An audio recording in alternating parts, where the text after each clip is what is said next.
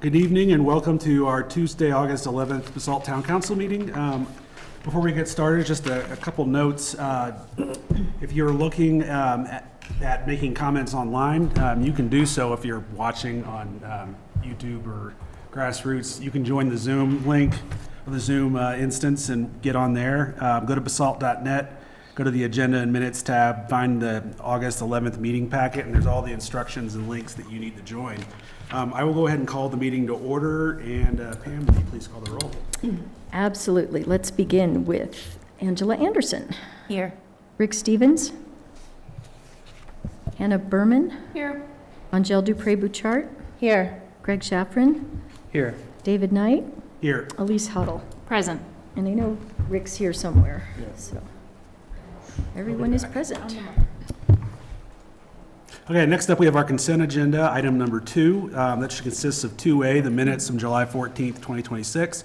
2B, continued to August 25th, 2026, the public hearing and second reading of ordinance number 19, series of 2026, an ordinance of the Town Council of the Town of Basalt, Colorado, granting necessary development approvals to the Jadwin Black Mountain development, including 64 dwelling units, 12 short-term rental cabins, and associated improvements, together with extending and increasing the corporate limits of the Town of Basalt and providing initial town zoning for the Jadwin Black Mountain property, 431 Emma Road. Item 2C on the consent agenda is resolution number 31, series of 2026, a resolution of the Town Council of Basalt, Colorado, adopting the Basalt Town Council Charter for 2026 to 2028.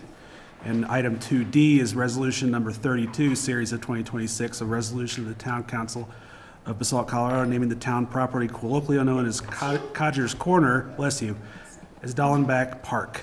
So I entertain a motion to approve the consent agenda items as presented, unless there's other discussion that we need to have on any of those. Mayor, I move that the town council approve the consent agenda items as presented. Second. It's been moved and seconded. All those in favor, please signify by saying aye. Aye. Thank you very much. Next up is item number 3, which is our call to the public.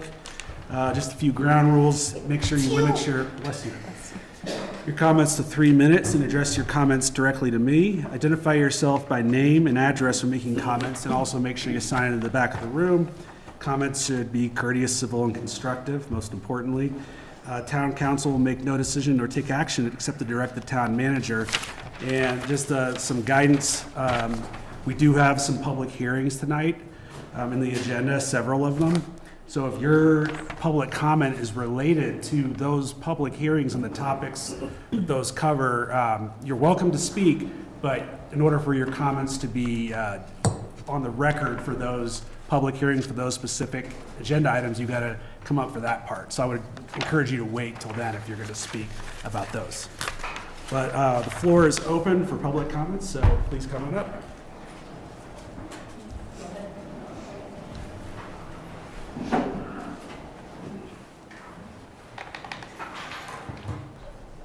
Hello, thanks for this opportunity. Please speak directly into the microphone. Oh, I know that. Thank you for the opportunity to speak with you tonight. My name is Kathleen Brenza, and I am running for County Commissioner.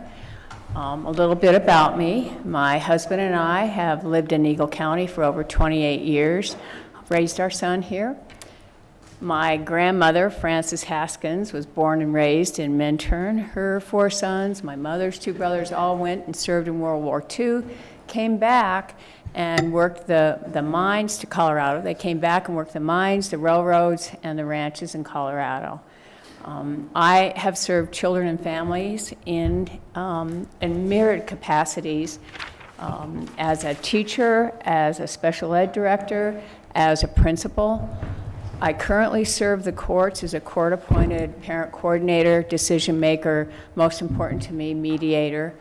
I'm a commissioner for the 5th Judicial, which means I evaluate the judges along with my fellow commissioners. This is my 2nd term doing that. I also, because I love it, work for Colorado Mountain College, Mountain BOCES, and Adams State University as a field supervisor, supervising teachers who are working toward their license. And last but not least, like you, I serve on a town council. I serve on the Gypsum Town Council, and I'm in my 2nd term. why I'm passionate about this. I love Eagle County. I love where I live. I love what it has to offer, and I feel that for me it's time to give back. I'm passionate about early childhood, as was Jeannie McQueenie, who's now timed out. 1989, the superintendent in Lake County and I got together. We created, along with the town, a family learning center that earned state as well as national recognition. Yale University deemed it as the school of the 21st century. Tom Brokaw did a quick bit on it as well. I am equally passionate about aging with dignity.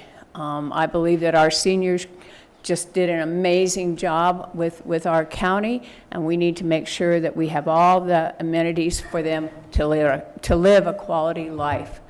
I want clean rivers, not just for, I'd better hustle, oh my goodness. Clean rivers, all of that. So I will tell you, I have a website, and that's something I never thought I'd be saying. A kid from 1129 North Corona who used to eat a loaf of Wonder Bread with her 5 siblings. Anyway, www.brenza4eaglecounty.com. I hope you'll look at that, not just because to see that I am experienced and qualified for this position, but also contact me. And I have a card. Is it okay if I? Yeah, you can leave those. Okay. But thank you for your time. Thank you. Thanks for coming to introduce yourself, and good luck in your campaign. I might make our count. We start at 7.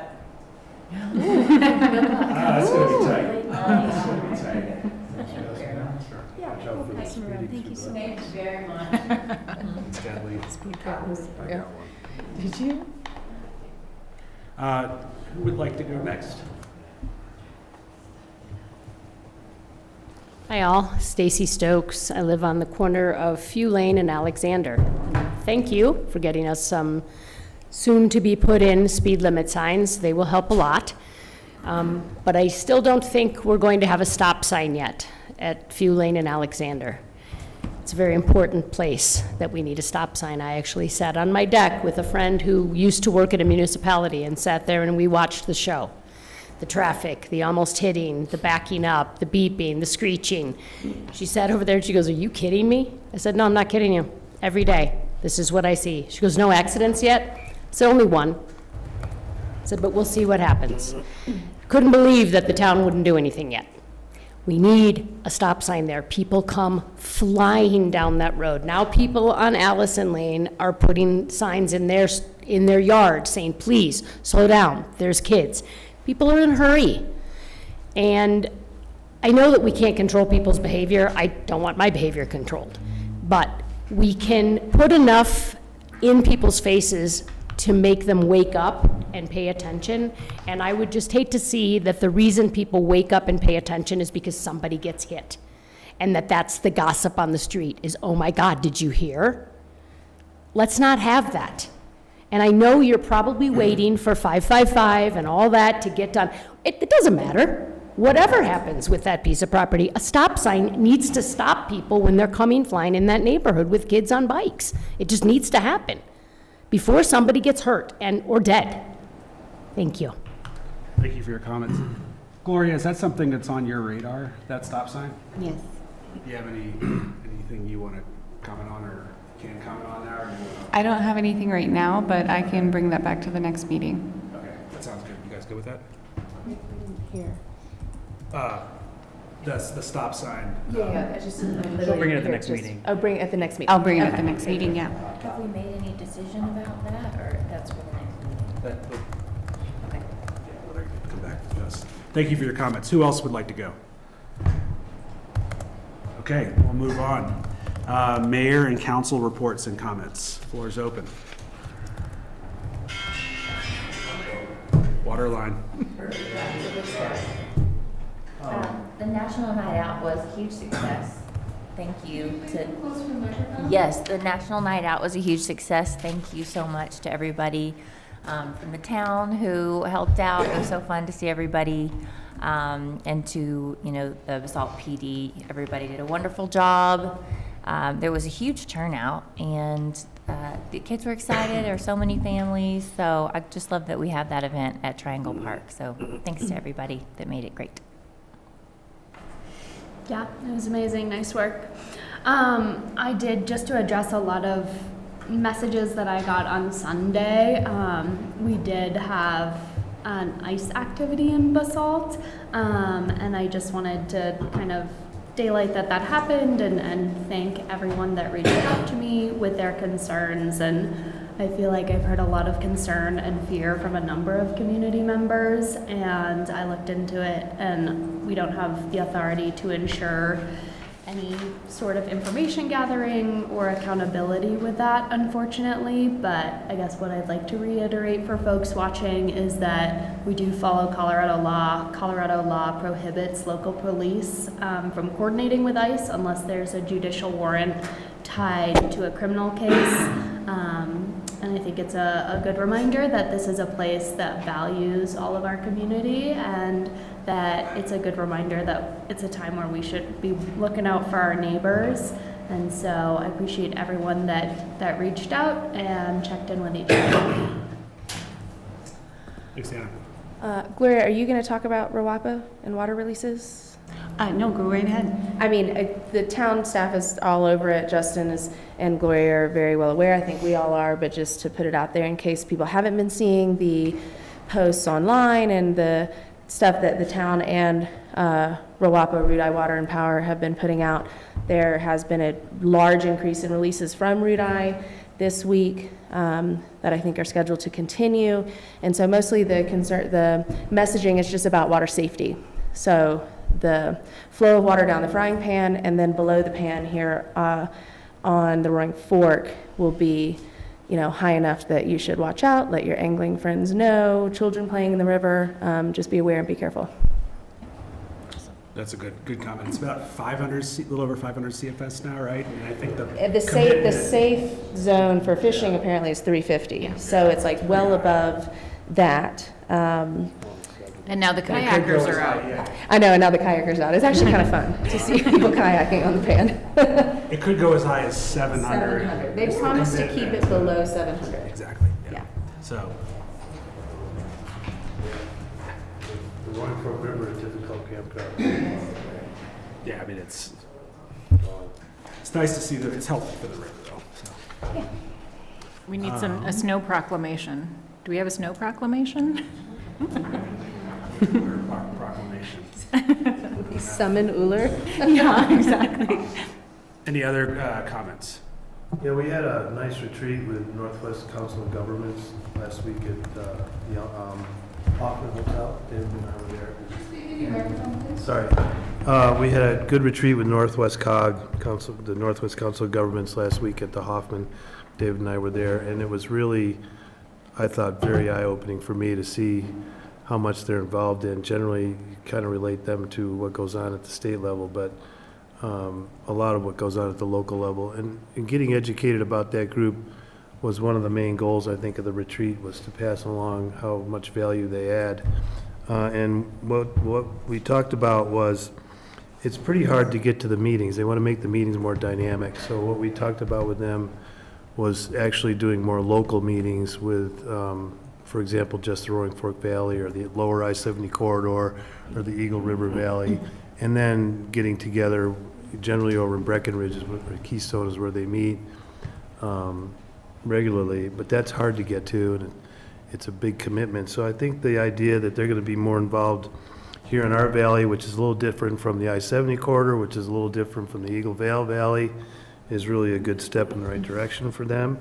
Also, they are hiring an economic development director, which to me is kind of exciting as well, because all of our valleys have different economies. The I-70 corridor is a little different than the Roaring Fork Valley.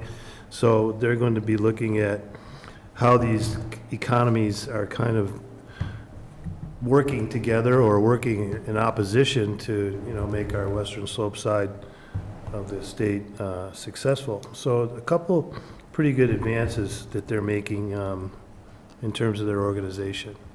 The other thing I'd like to say is just thanks to staff, Trevor and Matt and everybody that allowed us to use the Wednesday night Willits clubhouse down there for lacrosse. And that group of men, they refer to it as the best night of the week. There's a lot of nice social, emotional wellness going on there, and a lot of physical activity, but they all look forward to it. They're very respectful.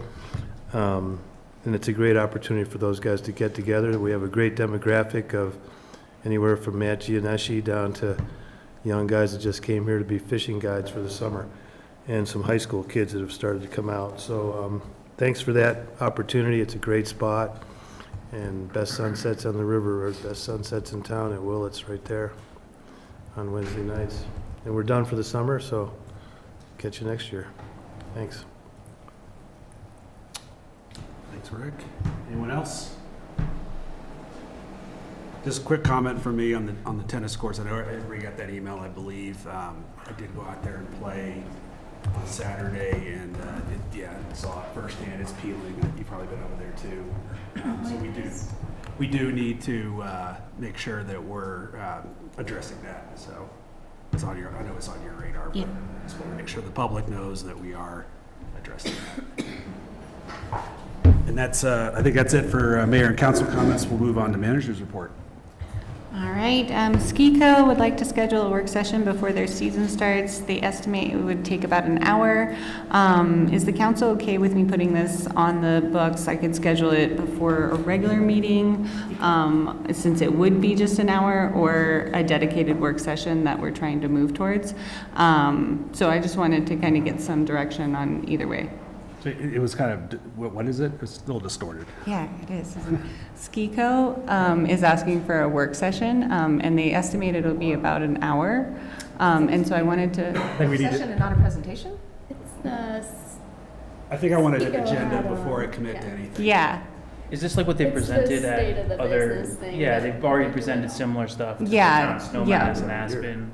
and so I was thinking it could be just a presentation prior to the meeting, if you guys were amenable with that. But for an hour, like, I kind of want to know what we're gonna go over. I wanted an agenda. I don't know about you guys. That's a lot of time. Yeah, It is a lot of time, and it's been in the, if it's the same presentation they've given to Snowmass and Aspen, it's been in the paper, it's, Yeah, it's their road show, yeah. right? They were already here a couple of times. yeah. And so I know we've been kind of, evaluating our meeting times, and so I wanted to run this by you before scheduling. I don't know if it's the most important thing that we could be spending our time on, would be just my thought. Is or is not, I didn't. It's not, I don't think it's the most important thing that we could spend our time We've on. read the articles in the paper. I think most of us have about what has been discussed so far. I mean, like, I'd like to get an agenda before to make that call. Yep, Yeah. I'll ask for an agenda. And then we have an open house for the public service facility project at the library on Monday. That's August 17th from 12 to 2 p.m. and from 4 to 6 p.m. We have our last concert tomorrow night, so I hope you all can join us. And then tomorrow as well, Midland will have a full day closure scheduled starting at 7 a.m. And this is to hang the catenary lights. We have scheduled it from 7 a.m. to 7 p.m., but they did a lot of work today with intermittent closures, and we're hopeful that they'll be done early tomorrow, so that's our goal. And then we have our work session next Thursday, and I'm going to be adjusting that to 5:30 so that we can accommodate everyone, so. Does everybody know what catenary lights are online or watching, maybe? Explain. Twinkle lights. I don't know if I have the definition. Strung across the street. I would Lights call across them, the- like twinkle lights across the street. Yeah, so, if you see streetscapes in the world where they have lights strung from one side to the other, it's pretty cool. It's not going to be a dull thing when it's done. It'll be pretty Worth amazing. the wait. Yeah, worth the wait. I mean, it's like the cherry on top at night out there. We also have them on Market Street in Willits, correct? Yes, Yeah. yeah. Okay, So you can see. catenary lights. Yeah. Catenary lights. So the 20th is the work session, Very Hallmark. next Thursday? Yeah, the 20th at 5:30. And that will be held in the planning building right across the way here. So we're going to try out a new system. Shake it up. So one of the bollards got popped pretty good by one of those Canterbury guys. Oh, no. But in front of Alpine Bank, it's like flat. We'll have them fix it. Work hard at that. All set, Gloria? Yep, all set, thank you. Okay, yeah, I forgot one thing. Saturday, August 22nd, from 5 to 8, Basalt Education Foundation is having their annual Motors on Midland. Which is coming up, yeah. Yeah, exactly. So come out and support BEF. Sorry, what day? Go Longhorns. 20, 22nd, okay. I wasn't sure if I Saturday, heard the 22nd. A week from Saturday. Correct. Good call out. All right, let's go ahead and move on to our presentations. Next up, we have item 6A, which is a proclamation dedicating Dallenbach Park. And I don't have a printout of that, so give me a second to scroll. Oh, there we go, thank you. So I'll go ahead and read this off. So this is a proclamation, and you guys want to come up, Janice? I don't know if anybody else is here. The First Ladies. Former First Lady. So just a little bit of background. This is, there's going to be a dedication this Saturday at the parade at 2 and the dedication itself at 2:30. The park over there, if you recall from the consent agenda, colloquially known as Codger's Corner. So that is now Dallenbach Park. And so we have a proclamation to read for that. And so whereas Wally and Pepe Dallenbach have demonstrated unwavering dedication, outstanding service, and lasting commitment to the people and community of the town of Basalt, and whereas through their leadership, generosity, volunteerism, and tireless efforts, the Dallenbachs have made significant contributions that have enriched the lives of countless residents and strengthened the spirit of our community, and whereas the legacy of the Dallenbachs reflects the values of compassion, integrity, stewardship, and public service that inspire present and future generations, and whereas it is fitting and appropriate this community permanently recognize these extraordinary contributions by dedicating a place where families, friends, and visitors can gather and celebrate community. Now therefore, I, Mayor David Knight, on behalf of the town of Basalt, do hereby proclaim the official dedication of Dallenbach Park in honor of Wally and Pepe Dallenbach. May this park stand as a lasting tribute to their remarkable lives, enduring service, and positive impact upon our community. May all who visit this park be reminded of the values of kindness, leadership, and commitment exemplified by the Dallenbachs. In witness thereof, I have hereunto set my hand and caused the seal of the town of Basalt to be affixed this 11th day of August 2026, which I will do momentarily. But Janice, would you like to say anything? I just want to say thank you. It's a dream that we've been working on for a year.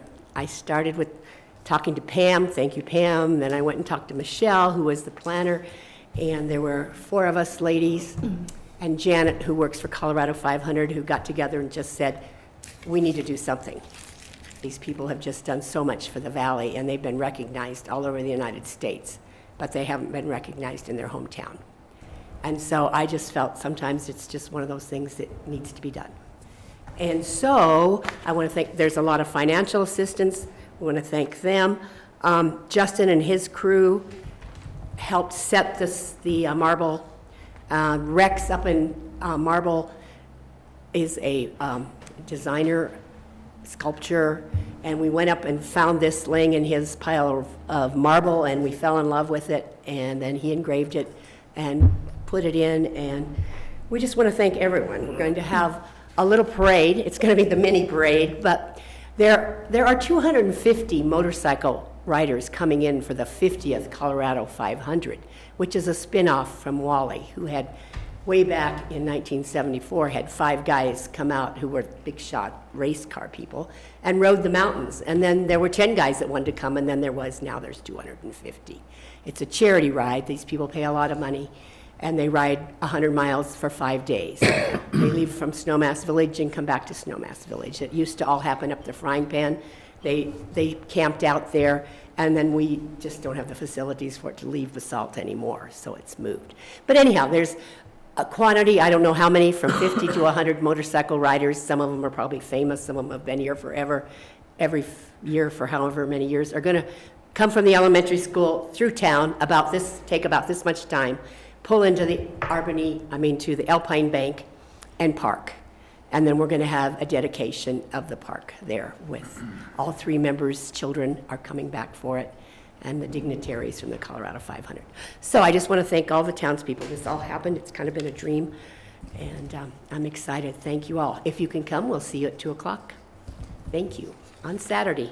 Janice, would you mind sharing an anecdote of one of the things that they've done for the town? I had the pleasure of knowing them, but I would love to, for everybody, anybody who You know, doesn't- it started out with Pepe and the ladies, and the story is that the school cheerleaders back in the 80s needed cheerleading outfits, and then it went to the uniforms for the teams, and then it was school. They gave to the school, the libraries. And Wally started the first Basalt rescue. He brought an ambulance back from the Indianapolis, and they raised money. And that ambulance actually is coming back. It's being restored and being brought on a flatbed, and will be in the parade, we hope, if they can get through Nevada because of all the fires, and Utah and get here. But it's just exciting. They were people that never said no, they said yes to everything. They give every town they go to, they give money to the schools and the libraries. In Gunnison, they fry 250 hamburgers for the 4-H and make money there. They give to all the trails throughout Colorado. And this year they gave 17 scholarships to Basalt seniors. And so they give them in every town. I mean, they give millions of dollars. And they bring money right in here to this town, because I'm sure some of them will be here eating. Lions Club used to fix them breakfast up at Dallenbeck's. And they kind of just outgrew our town, which is sad. So it's going to be fun to see some of these guys come back and ride their motorcycles. I mean, it's just a lot of fun to see these guys. So, yeah, they're a wonderful... And Wally he wouldn't sit here beside me. He's a very humble man that would say no. He would have said, no, no, no. We did this from our heart. We don't need recognition, but their family does need recognition. So thank you so much. Thank you. We will all enjoy the park. Thank you. Thank you very much. Go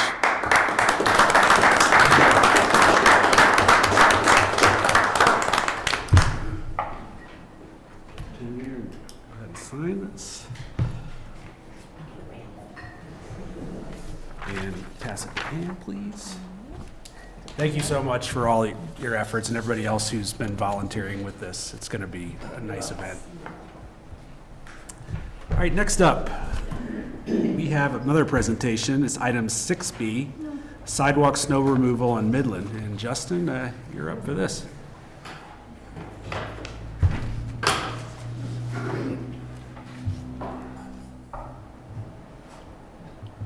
I love it. Everybody has nameplates now.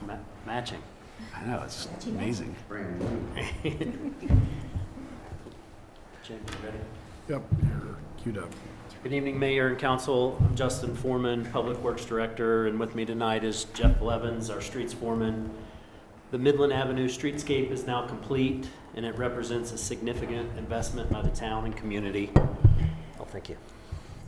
The project improved the sidewalks, pedestrian connections, public spaces, landscaping, infrastructure, and created a more attractive, inviting downtown.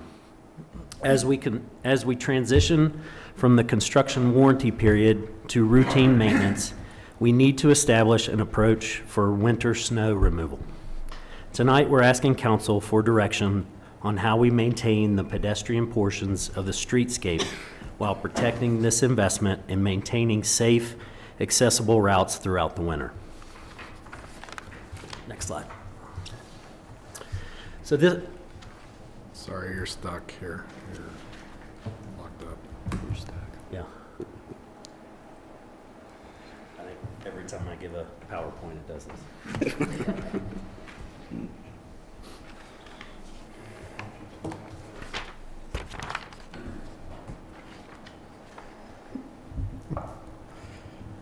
If you want to keep talking, I'll try to Yeah, I was catch up. listening All to right, you and so- I wasn't even watching that. Yeah, so on the slide that you'll see here in a minute will be 2 drone pictures side by side of the areas we're talking about. So Public Works currently and historically has plowed Midland Avenue and the adjacent public parking spaces. The proposed pedestrian snow removal area we are discussing tonight would cover the north side from Midland Spur up to the Boone driveway at 234 Midland Avenue, and on the south side from Codger's Corner in Dallenbach Park to the eastern property line of 211 Midland Avenue, along with the Luxinger Stairs and the center pedestrian islands. With the completed streetscape, we actually have adequate areas where snow can be pushed and stored in the center medians and landscape islands. The issue isn't a lack of snow storage location, the issue is timing. When the sidewalks are cleared early in the morning before businesses open and before vehicles occupy the parking spaces, we can move snow into those areas and coordinate its removal with the Public Works street plowing operation. Once the parking spaces are occupied and the downtown is active, that becomes much more difficult. So the key to making this operation work efficiently is coordinating the timing of sidewalk clearing with the town's street plowing operation. Next slide, please. You're still frozen. I'm sorry. All right. Yeah, so Public Works has had the opportunity to test this approach over the past 2 winters while the project was still under warranty. During those 2 winters, the town contracted sidewalk snow removal for these areas. The contractor worked early in the morning before businesses opened and before on-street parking spaces became occupied. That timing allowed the sidewalks to be cleared and snow moved while we still had good access to the areas where it can be placed. From an operational standpoint, we believe that it worked well. We were able to maintain consistent pedestrian routes, reduce conflicts with parked vehicles, and minimize the accumulation of snow and ice along the pedestrian and parking areas.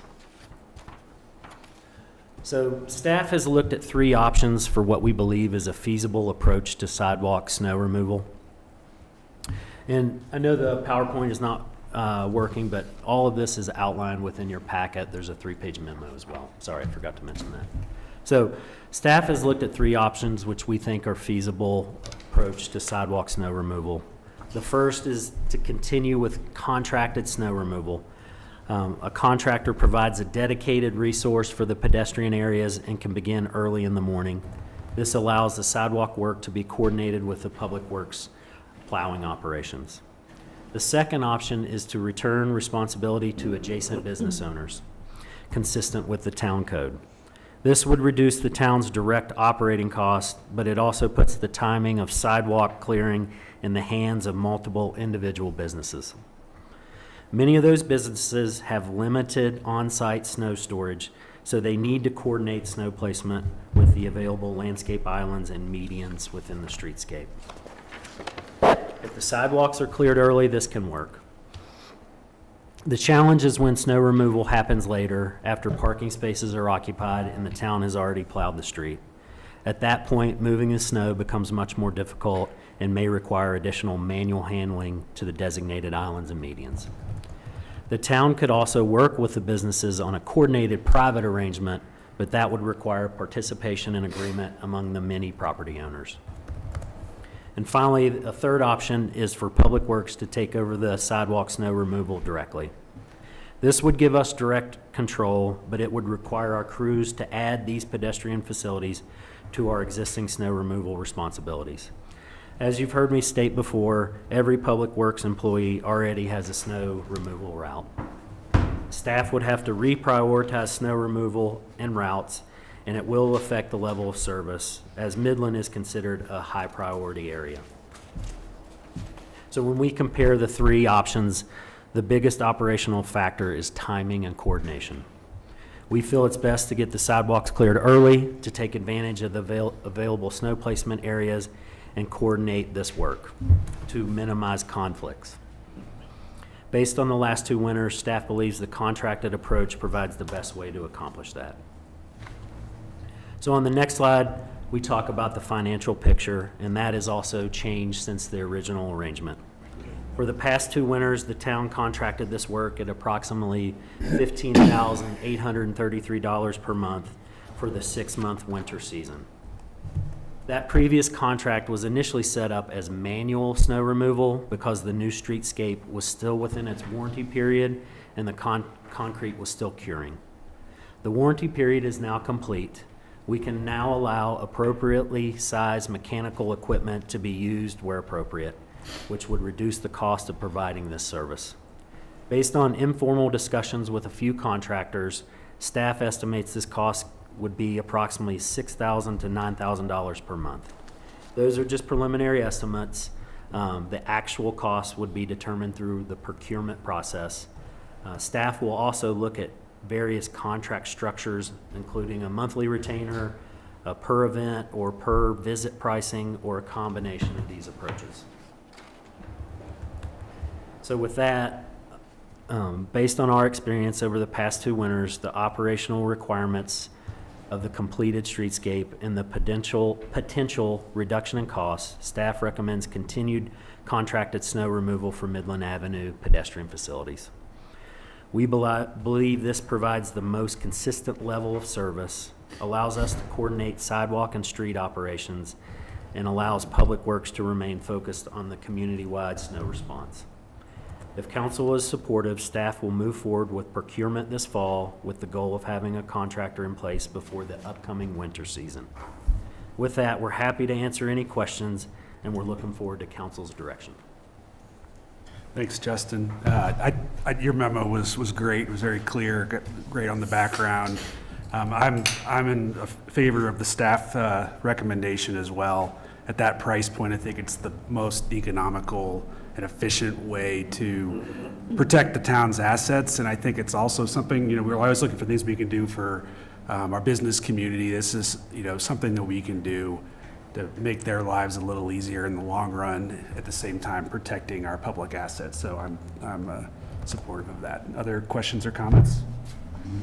I was just curious if it's even an option to hire somebody for the season on staff. I know you guys are shorthanded, so I don't expect you to reallocate short resources to this, but I know that you could probably benefit from having another pair of hands, and they wouldn't have to shovel every day just when there's snow events, and then you could put them to work doing something else. Seems like for $90,000, $60,000 to $90,000, that would be a nice seasonal job for somebody.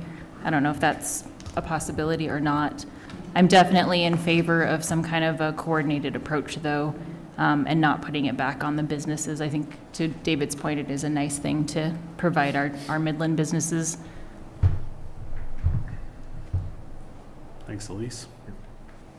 And one more thought, I would be in favor of some kind of a per event structure over just a flat fee. I'm afraid with climate change and our seasonal fluctuations in snowfall that might be a really cushy job for somebody as a contractor. And just a quick thing, I don't know if you said 60 to 90, but it's 6,000 to 9,000 per month. I just want to make sure. Well, I did. Yeah. No, I took 6,000 times. Yeah, no, I took 6,000 times 6 months. Well, actually, that would be 36,000. But the original 90,000 was the 15,000 that we had paid previously. Which is quite a lot. Yeah. Yeah, she's 15,000 last year, although obviously I understand that it was manual. Yeah. That increases the cost, but for the amount of snow we got, that's Last year was an pretty anomaly obscene. too, you know. Yep. Pardon? Both times they did. Yeah. Yeah.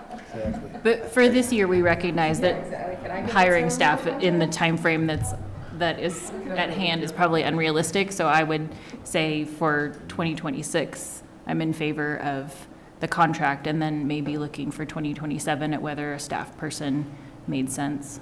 Sure. Makes sense. I think having a dedicated, whether it be a seasonal person or a contractor, is paramount, because I call the first person in at 4 o'clock in the morning, and we just start getting after it. And if we've got, like our last contractor was Snowway, I mean, they're there.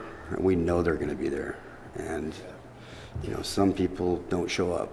And then you've got snow, you know, that freezes or thaws during the day and then freezes at night, and then you get slip and falls. So it's got to be somebody that's, you know, is going to be there. Yeah, for sure.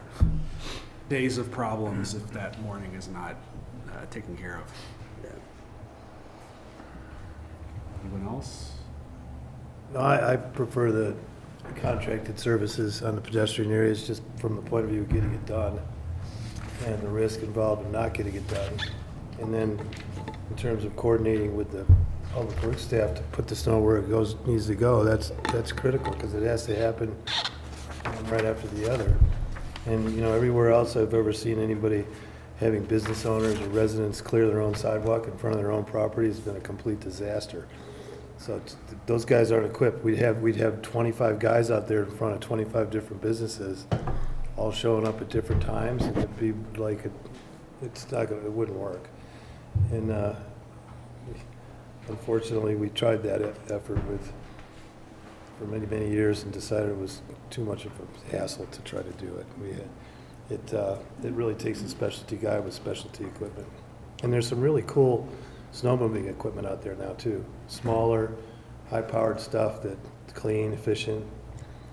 And see what they have for equipment when you put the qualifications together, because that made a big difference in one of the neighborhoods we do. It was all sweeping and blowing, not plowing and pushing. So it worked a lot better. And it was a lot more environmentally friendly too.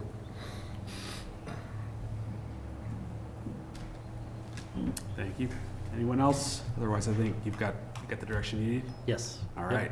We'll work on the contractor-driven, looking at the per event versus retainer, and we can talk behind the scenes about potential seasonal staff in budget out years. Okay. Thank you all very much.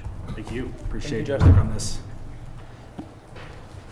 All right, next up, we're going to have our first council action. Item 7A is a continued public hearing and first reading of ordinance number 18, series of 2026, an ordinance of the Town Council of the Town of Basalt, Colorado, granting special reviews, site plan review, a PUD amendment, and associated development review actions to develop a mixed-use development at 555 Basalt Avenue, Basalt, Colorado. And this is, James has this one, and They probably didn't believe we'd be on time. I know. Fair. last time, I mean, Just need to break shit every day. It's really cold and it's just warm.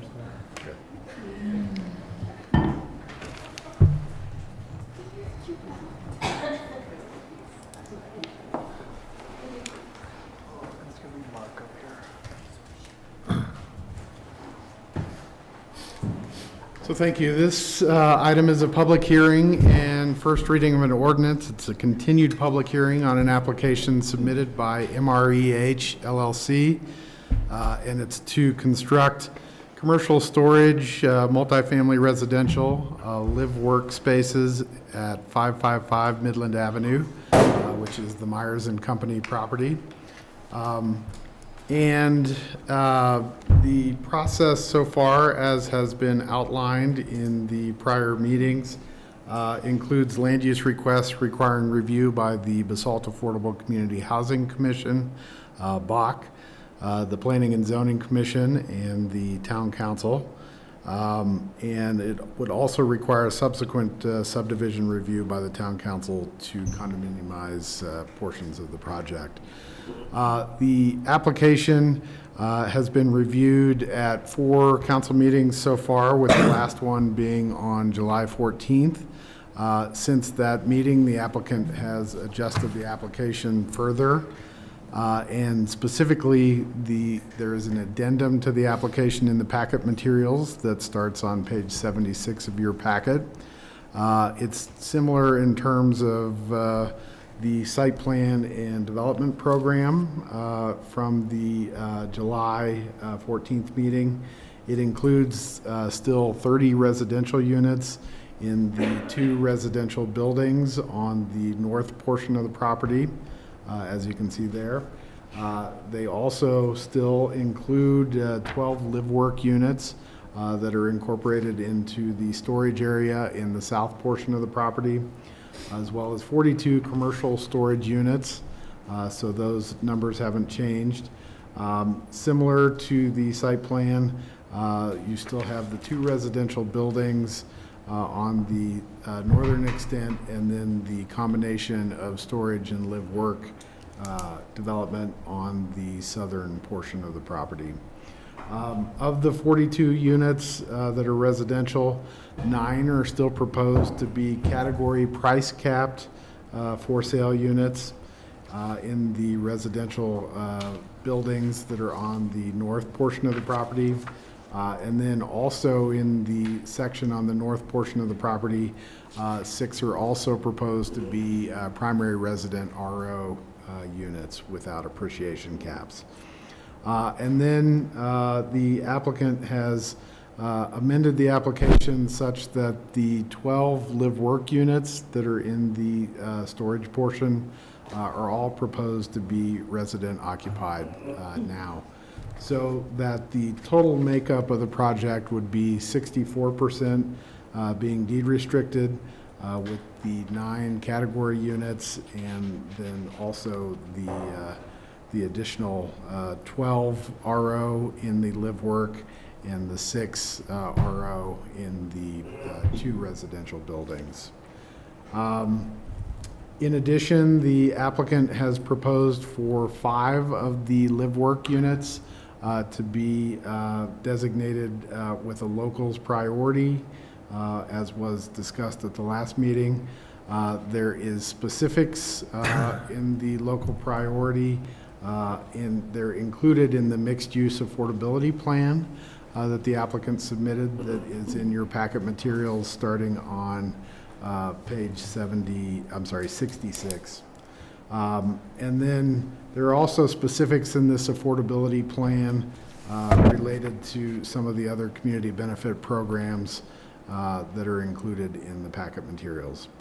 The applicants have also updated their Fiu Lane proposal, and it's identified in the packet materials on page 77 and page 78. The update has been to have the applicants propose to be responsible for making the full improvement to the Fiu Lane to enact Charlier's recommended alternative number 4, up to a cost of $175,000, which is based on a cost estimate that has been done by Roaring Fork Engineering. And once again, that's included in page 77 and 78 of your packet. The applicant has also proposed to update fixing the drainage issue on Cody Lane to replace 90 feet of Cody Lane road width to improve the crown and the drainage near the intersection of the project's access road with Cody Lane, up to a cost figure of $180,000, which is based on another Roaring Fork Engineering cost estimate for the improvements.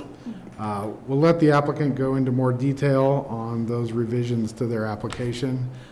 Staff would like to identify some adjustments that have been made to the ordinance since the last meeting.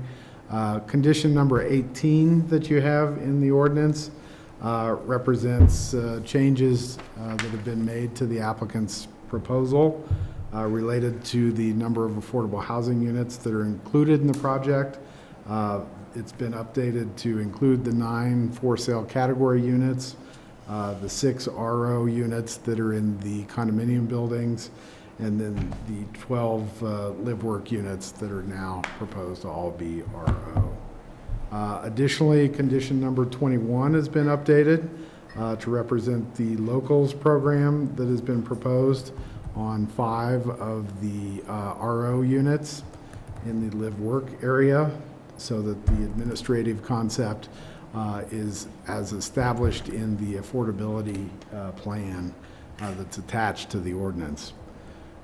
Other changes that have been made to the ordinance, condition number 23 that you have in the ordinance reflects the Planning and Zoning Commission's recommended phasing of the deed-restricted units, which suggests that the deed-restricted units be completed proportionally and receive COs proportionally to the free market residential aspects of the project, and that all the deed-restricted units would receive COs prior to a CO being issued on any of the storage units. The applicants have proposed an alternative condition related to the timing for the phasing of the project, and it's included and highlighted in your draft ordinance for discussion.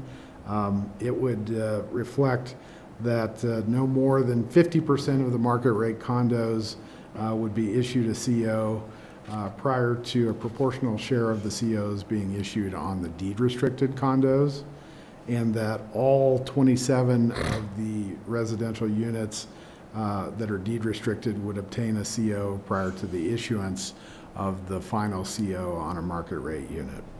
And then it also would identify that the issuance of COs on the residential would be proportionate to the issuance of COs on the storage component of the development. So that's a discussion item for consideration. Condition number 26 has also been updated to reflect the applicant's proposal on Fiu Lane, that they would fund all of alternative 4 improvement for Fiu Lane based on the recommendations from Jim Charlier, up to $175,000. The language also allows for the $175,000 to be contributed to another improvement if council ultimately decided that alternative 4 wasn't the approach that council wanted to take to Fiu Lane. Similarly, condition number 28 has been updated related to the Cody Lane drainage improvements to reflect the applicant's proposal to fix the drainage issue on Cody Lane up to $180,000. Those are the main adjustments that have been made to the conditions of approval that are in your packet. This evening, staff would suggest hearing some comments from the applicant on their adjustments to the application and their addendum, and then asking questions of staff and the applicant, and then taking public comments because it is a continued public hearing. And then ultimately, staff would recommend providing council discussion. Staff has identified that there are several decision options for the council this evening. Those decision options could be to either approve the ordinance on first reading and set a second reading date. You could direct amendments to the ordinance and approve it on first reading with those amendments. Or you could deny the application if you're not comfortable with it. Or a fourth option could be to continue the public hearing and provide direction on additional information needed if council needed further information to make a decision. So with that, I will stop sharing my screen here and plug in the applicant's presentation.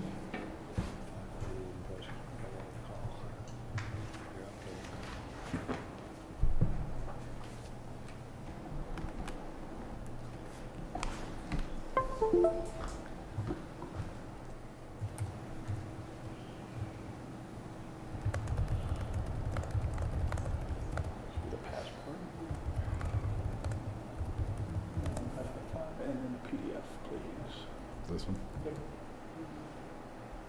Thank you.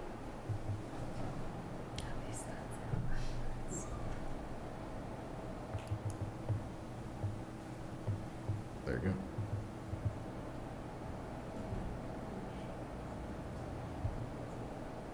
You're all set. We have the applicants here this evening. We've got Justin Fries and we've got Mark Blodgett.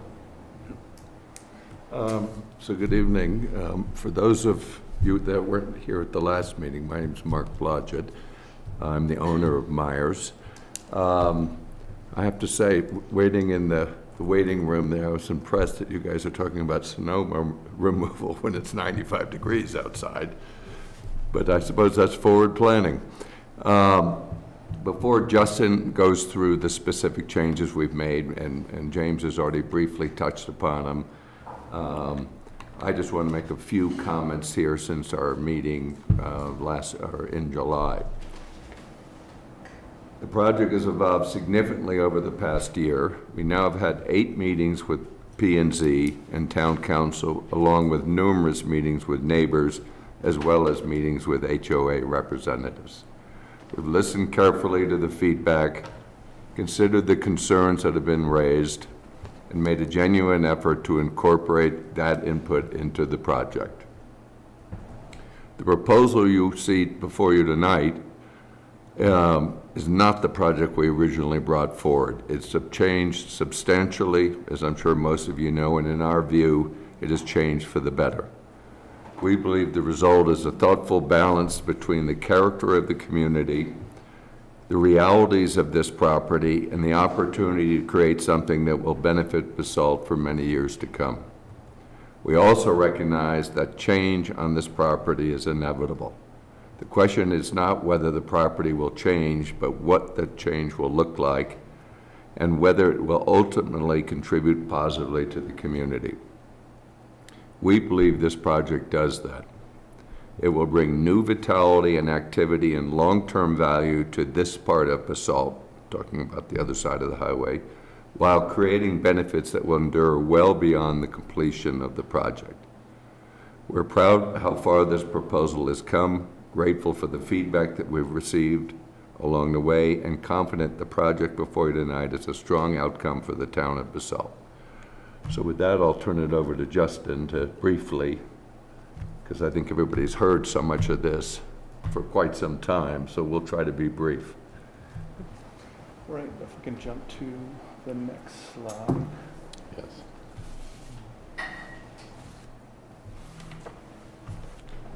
All right, good evening, everybody. So based on previous meetings and discussion with planning and neighborhood feedback, we have revised the application further. A lot of what we're going to discuss is really refinement of the details and less so of the program on the site. And we feel these details have made a large impact towards providing further clarity from some of the discussions we've had in the past. The big items are the revised deed restrictions, the revisions to the scope of work for Few and Cody Lane improvements, and the affordability program details and administration. Sorry, we were frozen. There you go. I'll jump to the next one. So the site plan has evolved, and we've always been cognizant of the master plan. We feel it's aligned with the 2020 master plan by offering a mix of uses, providing infill development versus greenfield development, providing housing near transit, and providing affordable housing options near transit, and a mix of housing options. The only two master plan amendments that remain, and we kind of discussed this at the last meeting, are allowing residential in it's the Basalt Business Center South PUD, which is an industrial zone district. That currently doesn't allow residential, but the housing mitigation from the zoning code requires housing with any new development. And then it also requires an amendment to the master plan from an existing use to a mixed use, which is part of the master plan. So in previous discussion, we had talked about providing kind of an outline of how this plan has evolved over time. In your packets, there's this same chart. I'm sorry, it got squeezed a little bit in here. But starting with our first planning and zoning meeting, we had three multi-story buildings with 48 units, 12 of which were deed restricted to be affordable, and 54 storage units. Over that timeline, the next meeting with planning and zoning, we revised the architecture, we also revised the configuration, and we limited certain industrial uses in the industrial zone to make it less intense. From there, we proceeded with Bach, which both Bach and P&Z requested more affordable housing units. So coming out of those meetings, we had increased the overall amount. And coming into our first meeting with planning, we went from, I believe it was 25% to jumping up to 26%. And then our first city council meeting, or actually I might be out of sorts, but from P&Z approval to city council presentation, we jumped from 26% to 50% affordable housing. That was with the 3 buildings and 48 units. From there was comments about density and the overall intensity of the development. So we eliminated 1 building, but in that elimination have always maintained that 50% affordable housing. So less units, but still maintaining that amount. And then the last 2 meetings with council, we have since added the live-work component, of which all 12 are now deed restricted. So that number, starting at 25%, is now at 64% deed restricted units in one fashion or another. And it's a mix of studio, 1-bedroom, 2-bedroom, and live-work units for the residential components that have a deed restriction on them. And then I'll just point to the chart in the middle. I think this was mentioned in the last meeting. This is our estimate of just improvement costs and fees associated with the development currently as we're estimating them. That is cost for improvement of FEW, cost for improvement of CODI, permitting, plan review fee, water tap fees, water fees, and RETA taxes. And right now it's right around 2.7 million or so to the overall cost of the development. Jump to the next one. So here we have the evolved site plan. The biggest change from the previous is the deed restriction of all of the live-work units to primary resident or employer-owned employee housing. And then 5 of those would also have the rider of the locals program. We still maintained the 2 commercial spaces in the mixed-use buildings. That would be prioritized to nonprofits, government serving or community serving users for purchase.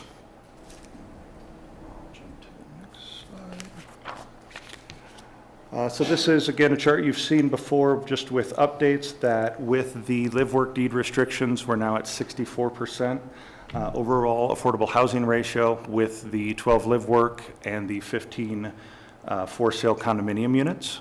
And that exceeds both the BCC and Jadwin, which were at 50% in their applications. And I guess I'll also point out on that one real quick, we did, with the removal of that 3rd multi-story building, the open space is now at 25% of the site. The minimum open space is 10%. And the allowable FAR, floor to area ratio, is actually 2 to 1 of the site. So we are with this right around, I think we're at 0.3 of FAR of the site. So, you know, it could be developed much more intensely, but as we've discussed, traffic is one of those limiting factors with the development plan. This is our industrial warehouse page, just noting that we now have deed restricted 15 of the units to industrial use, 3 to flex, craftsman, maker, or incubator spaces, and an additional 12 would be a locals first storage type use, leaving just 12 free market storage warehouse units of the 42. That is 71% deed restricted of the overall warehouse units.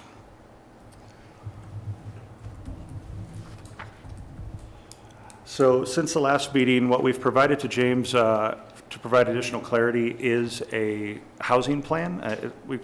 It's not just a housing plan, it's an affordability plan because it's both commercial and residential. It outlines how it will be marketed in the pre-sale. So it would be 120 days locally, another 30 days, sorry, I got to get this right. Because we updated it to match the Basalt occupancy priorities. So priority 1 would get their first kind of bite of the apple during pre-sale. Then priority 2, so critical town employees, then critical employees, then Basalt employees, then non-essential Basalt employees, matching the priority guidelines. And that would happen at the pre-sale, and then also at certificate of occupancy. We created that phase over again in a condensed timeline. And then we also added that at resale to the units. So in perpetuity, you keep getting that bite at the apple for local residents, local employees, to get a chance at purchasing both the commercial units and the housing units. We've also added that in the initial sales period, the sales team, the real estate agents, would handle applications, documentation, and getting that information to the city. And then from there out, the HOA would be required to add a property manager that would then manage that eligibility requirements to basically streamline to the city what they're receiving as a package, so that they can approve in a timely manner, and that doesn't burden timelines there. Okay, so we have Few Lane. Excuse me. After reviewing this with Roaring Fork engineers, we looked at both of the improvements at Few and Cody. This is Few Lane to complete the Charlier option 4. And so that is, the 2 red arrows would create a one-way street from the Somerset intersection down to Allison Lane. The estimated cost came in around $175,000. That is to provide curb and gutter along the south side of the property, or the north side of Few Lane. That is to remove asphalt to the center line of the street and repave. That is to revegetate along that property line, and then also create the soft path along the buildings. And in addition to that, we have added in the scope that it would take in that red dashed highlighted area to complete Somerset Lane, which right now is a one-way street with a concrete pan for water and then a bike path. So that would be continued north to the intersection, and that is that clearing and grubbing and asphalt road estimate on there. The developer is proposing to provide a financial bond for the scope of all of that work to be completed as a part of this development project, to make sure that the full option gets installed. I'll jump to the next page. And so this is the exhibit we've shown before on Cody Lane. There is a very faint purple square over the sidewalk and the drive access. This is the CDOT access. That would be a 20-foot asphalt road and a 5-foot attached sidewalk that would wrap around and attach to the RAFTA ADA ramp that crosses Cody Lane. And then the diagonal square is what, after looking at it with Roaring Fork, there seems to be a crown that's happening right at the intersection of the access and Cody. And so it would require flattening that, and for just fail-safe, we ended up saying to replace the full cross-section of the street to make sure that we could get grading appropriate versus just going to the center line at that point. And we believe that that should help to solve the drainage issues that are happening there. There are 2 inlets kind of at the top and the bottom left of the square that both go into little drainage detentions. The top one goes into the drainage ditch there, and the bottom one goes into a bit of a swale that looks like a holding pond that Anthony from Roaring Fork recommended we kind of cut it at those 2 inlets there. And so that is the resulting scope. And again, the developer is proposing to pay for all of those improvements as a part of that, provide a financial surety at time of building permit.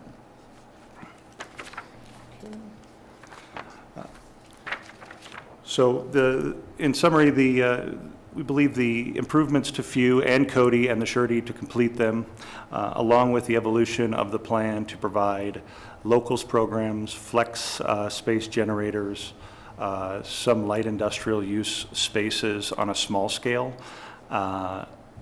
and also the affordability definitions and the evolution of the plan over time to provide more affordable units, along with providing affordable units near transit, are really the key components to this plan and its evolution. And from there, I will open it up for any questions you have of us. Thank you. Before we do questions, as is typical for us, I'd like to do public comment. So we'll go ahead and open the public hearing. Remember, the same ground rules as public comment at the beginning, 3 minutes, give your name, address, write it in the back of the room, all that good stuff. And I'll go ahead and open the floor here. Anyone would like to come up and speak? Don't turn it on until I get my mic set. No, I got you. I got you. Sorry, John. That's okay, girl. I gotta get up at 5. Hi, you know who I am, Stacy Stokes. I live on Few Lane. I don't have any problem with the development at 555, and in fact, I think it's going to do something that it's at least permanent there, because otherwise we don't know what's going to happen there. However, I was under the impression that on Few Lane there was going to be a hard path, not a soft path, because that's just going to bring mud into the road. We also need trees along that way. And my other comment that I just thought of is I think we need to have a timeline, if it's approved, on construction. I think that it needs to be done in a timely manner, happen. There's a development down over here on 82. I have a friend moving into it. It's 3 months behind. So people don't have housing because they were told they could move in, and they can't move in because the developer's just kind of wishy-washy. So I think that's an important piece, is a timeline for construction. I do think that the hard path is essential, because then that, if Few Lane is made one way, that gives us a two-way in and out in an emergency situation, or if Basalt Avenue has to be closed. So those are my main comments. I actually think the development is going to be fine, because it stops an industrial building being in there, and then we have trucks and tractors and everything else, which already Basalt Avenue isn't in great shape because of all the trucks and traffic, and there's potholes, and there's rocks, and there's divots, and there's trash, and the whole thing. So hopefully this development will actually clean up that area a little bit. So, and I live right near it, so I think it's also going to stop a lot of the dust blowing into our neighborhood, and it's going to give people housing. And if there's something this town does need, it is a place for people to operate a business, because a lot of the people are going all the way to Rifle to store their lawnmowers or whatever and have to come up to Aspen or Basalt every day. So thank you again for listening. Bye. Thank you for your comments. Just resetting. Oh, yeah, come on up. Thank you. My name is John Fitzpatrick. I'm the president of the Basalt Business Center East Homeowners Association. This development will have a significant impact to us on Cody Lane, just adding the amount of vehicles that are going to come off of, a large housing development. It's going to add substantial traffic to the intersections of Cody Lane, Basalt Avenue, all ending in an overloaded intersection at Highway 82. I feel there should be no more development on the south side until a second form of egress, another intersection that gets to south side, is completed, done, and then we can move forward with any more development over there. And then I also feel that when we add residential to a existing industrial zone, we mix things, and it takes away from the limited amount of industrial that's out there. I've been at every meeting all the way through, either Zoom or back, and the main thing I've said, we've got to straighten out another entrance onto Highway 82 that gets into South Side.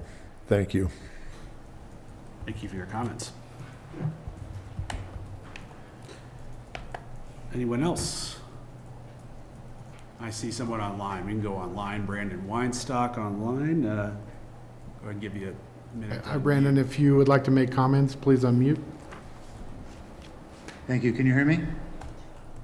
Yes. It's a little soft, Great. so might speak up or get closer to the mic. Can you hear me now? A little better. Yeah. Do your best.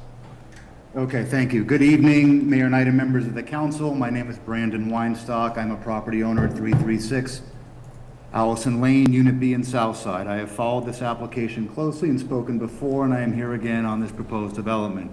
I support housing on this site. I want to be clear about that, but I am opposed to this project. This is not the highest and best use of this property. I am asking you to deny this application and to recognize that this parcel deserves a better plan than the one in front of you. My central objection is the storage. This proposal is built around 42 storage and warehouse units. The applicant has told you that so much of it must remain storage only in order to stay within the road network's capacity. Think about what that admission means. The storage is not there because it serves Southside. It is there because the site cannot support the traffic of a more vibrant community-serving use. That is a symptom of that the project is the wrong fit for this parcel. A property at the gateway to Southside should not be anchored by storage units. The master plan envisions this site as an integrated live, work, and community-serving space, the kind of vitality we see in Willits. And this points to something larger. Southside has changed significantly since the 2020 master plan was written. This area needs a new vision developed with the community, not a property-specific amendment to fit one application. This parcel will redevelop eventually, so the choice is not this project or nothing. This is a discretionary decision. Meeting the criteria on paper is the floor, not a mandate to approve. A denial is harder than an approval, but you are deciding what sits at the entrance to Southside for the next 75 years. Two specific requests, however, if this does move forward in any form. The fence. On July 14th, the applicant's architect said on the record that they are open to providing a fence along Fiu Lane, but the draft ordinance still contains no condition requiring it, and the applicant's own narrative still lists its removal. We do not want to see this project as we drive in and out of our neighborhood. So I ask that the offer be written in as a binding condition with 3 parts. The existing fence retained or an equivalent barrier built upon completion, that the applicant include the Southside HOA in the design of that barrier, and that the applicant and any future owner be responsible for maintaining it in perpetuity.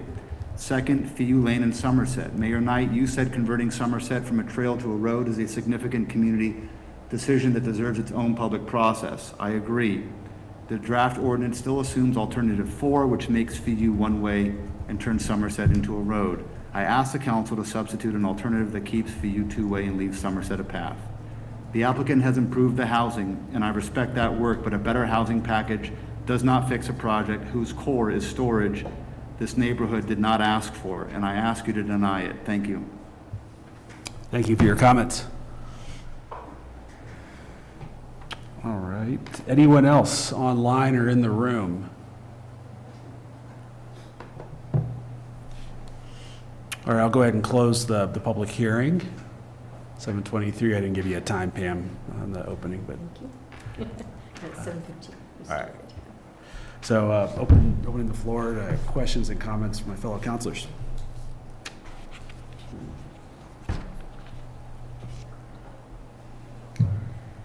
I'll start off with just the fence. Remind me. What did we decide about the fence? So there's currently the fence there. It's kind of in a falling down state.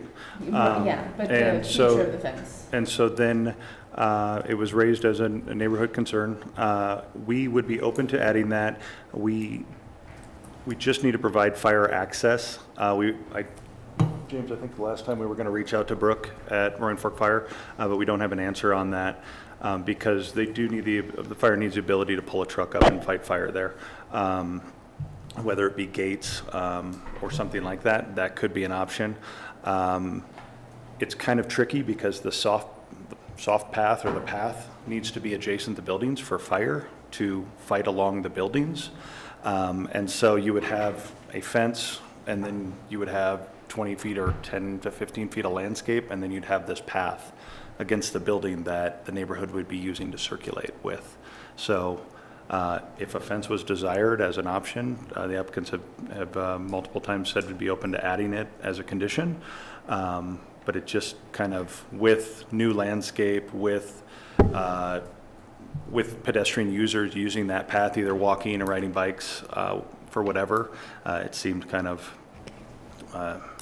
redundant. But if it's about shielding and screening the building, they would be open to that.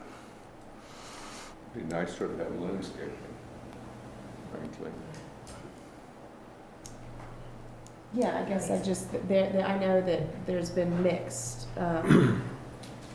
requests from the residents of that area. As far as we would prefer landscaping, we would prefer fencing, but I think if it's going to be something that we're going to ask the applicants to do, we should make a decision on that. There is, James, can we jump back to that Fiu Lane slide? Sure.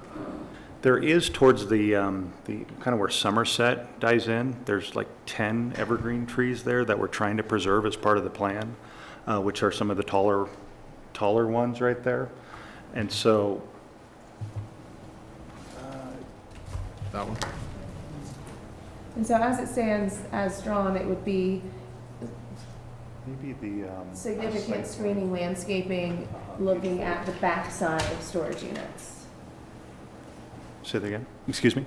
As it's drawn right now, it proposes removing the dilapidated fence Yep. and adding significant screening landscaping that then would screen the backside of storage units.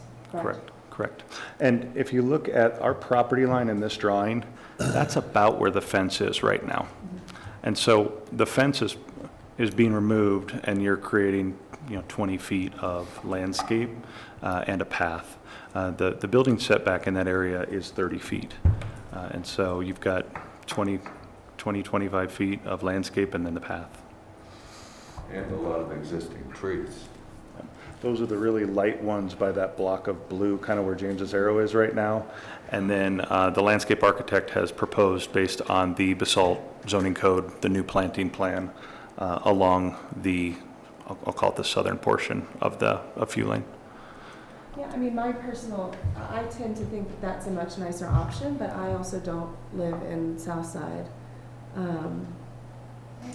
James, did we pass I'm getting my municipalities confused. Did we pass the fire-wise codes? We did, the fire resiliency code for the Yeah. state, we passed Because it. and so some of that might actually dictate this anyway. Yep, so we're aware that has passed since we started in the process. Yeah. So this would need to be revised somewhat. The good thing is we have a pretty good defensible barrier, so we can push any plantings of trees kind of out or limit that. I do believe there's probably a landscape plan in there with some boulders, some shrubs that can make that path a little bit more welcoming and meandering in that area. Also, these buildings are just in their use need to be sprinkled, so they would be fire sprinkled and fire retardant buildings with metal as siding. I'm just more thinking about the planting, the screening, the fencing. None of that can be within 5 feet of the building, no matter what, so, Which that path yeah. pushes, that takes care of that. And we actually, we do have the room to make it a little bit wider, to make a kind of a more generous path, if that was of consideration.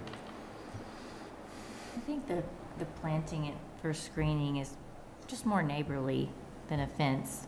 And I know it might be hard to get your mind around that since they've had the fence, but in the end, I think shrubs and boulders and trees would be nicer.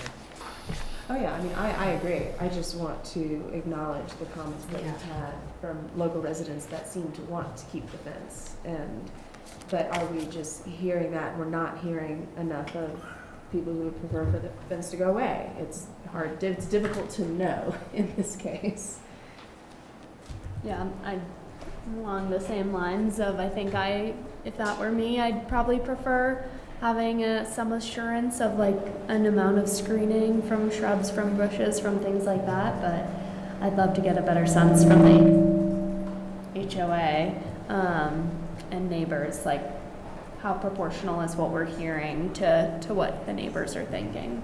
And I can tell you the first city or neighbor comment was from the large triangle lot, right? Nope, the other way. That's her property right there. And has not raised any concern about wanting a fence there or not. That's her lot, right? Yep. Yep. To be open? That's Stacy's property, Stacy Stokes. for the Yep. record. Other questions, comments? I have some. Okay, so to make sure that I understand about the community serving commercial spaces. So let's say that one of them is purchased outside of that 90-day window, right, by somebody who is not local. When they go to sell it, you're saying it goes back through that local waterfall? Correct. Okay. In a condensed manner, because it's a resale versus the window we have for pre-sale and certificate of occupancy. So it would go back through that community eligibility requirements program. Okay. And marketed to that. Thank you. And that's the 30 days then? Correct. Great. Yeah, I do appreciate having that timeline for the pre-sale and then a second opportunity. Let's see.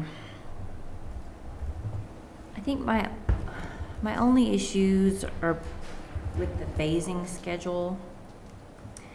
I don't think that the live work spaces should count toward deed restricted, in the phasing schedule. They're not deed restricted units, and I don't think it should count toward the completion of true deed restricted units. I think that your phasing schedule is a little lax. It lets affordable housing take a back seat in the phasing. I'm not sure if your phasing schedule is based more on your financing, but that was my takeaway from reading your phasing schedule. I think if we did, proceed with the project, that the affordable units should be, our primary focus as a council. So I would rather see those units linked up, one-to-one with the free market units as they get CO. And I could be amenable to no storage COs until deed restricted units reach a minimum threshold. If that's more helpful to your phasing. I went and rewatched the presentation that Mr. Curtis did from Kenley Horn of the traffic study today at Gloria's recommendation. Thank you, Gloria. So I was just trying to pull it from my brain and it wasn't there. So I went back and watched it and compared that against, the master plan. And anyone feel free to stop me if I'm misunderstanding any of this. But my understanding is that the master plan states if we're going to develop over there, we can approve redevelopment when it results in approximately the same number of vehicular trips entering and exiting the redevelopment site and is generally consistent with the existing land use patterns. Mr. Curtis stated that in his estimation, he is assuming that 24 of the units, so that's more than half, right, are high use, and that it still resulted in 4 less morning trips and 1 less afternoon trip. And after revisiting that, I feel confident in his estimation that it's going to be kind of net zero there as far as the traffic goes. And then I think, the improvements to Cody and Few Lane would be fantastic improvements for the neighborhood. So with that, in addition to the affordable housing in the workspace, I do think this project has come a long way. And I think that it could be a good fit for the neighborhood. That's all I have for now. Thank you. Thank you. I too revisited the master plan. And I think the thing that really struck me is how similar the programming is of the Myers property to what was called, I think, Lot J in the master plan, in terms of affordable housing, some live work, and in the master plan, it identifies up to 50 units of housing to be added without triggering the need for some kind of underpass or separate egress. And I do want to acknowledge that that is really important. That is not on you as the developer. We do need to figure that out. And it feels like where we've gotten to in this conversation is really close to what was proposed for Lot J. You just got here first. And so I've kind of just sort of twisted my head around thinking, okay, we're not going to be able to have the bandwidth of the carrying capacity of the town resources to do a Lot J also, but they're not here. You're here. So with that, I'm feeling better, much better about this development. I think the only thing that I would note is that in the consideration of Lot J on South Side development, they did mention having like some kind of a small bodega type grocery thing. This is like one of the things that I harp on, I'm just gonna admit it. But like, it is a pain to haul down to City Market to get eggs. So like having something local, that just a small bodega, there's one in Basalt Base Village where you can just get a couple of basic things. I would even be willing to give up some of that 800 square feet of commercial and the mixed use for something like that. That would be community serving. So, You're talking about one of the 2 units yeah. that we have in, which I think would be a good idea, actually.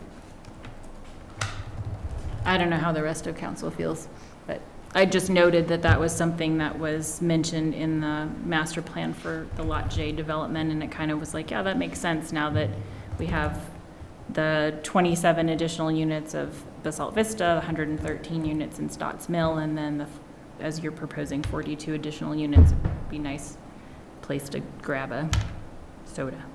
That could be added to part of the community serving deed restrictions, that if a bodega wanted to purchase that, to use it as such, that could just be in addition to nonprofits, government serving, we could add in.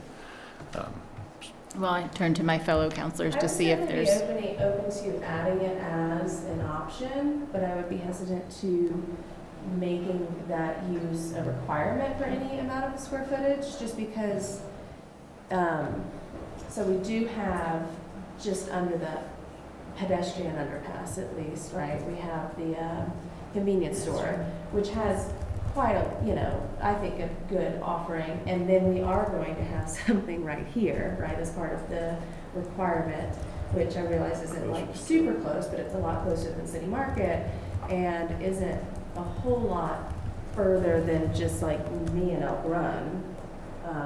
Yeah. So I would, like I said, I have no issue with adding it as an option for some of that square footage for those spaces, but I wouldn't want to make it a requirement because it could be that there isn't actually enough density in our town for the Sidewalk, the Pattison or whatever it is over there at the roundabout, this new convenience store, this new market, to support it all. That would be my concern. But I think it's a good idea to add it as an option. Others? I'll throw some thoughts out. So I appreciate all the changes, all the work you put into it, meeting out 8 meetings with council and P&Z and HOA, that's a lot. But unfortunately, I think tonight's the night to say no. I think that I just can't find that this project's going to be compatible with the neighborhood. I think there are significant impacts to the surrounding area that aren't fully mitigated. I think the community benefits are overstated for a lot of reasons that have already been addressed. And the only new one I'll add tonight is I just think the live-work housing does not meet the livability standards that we should expect.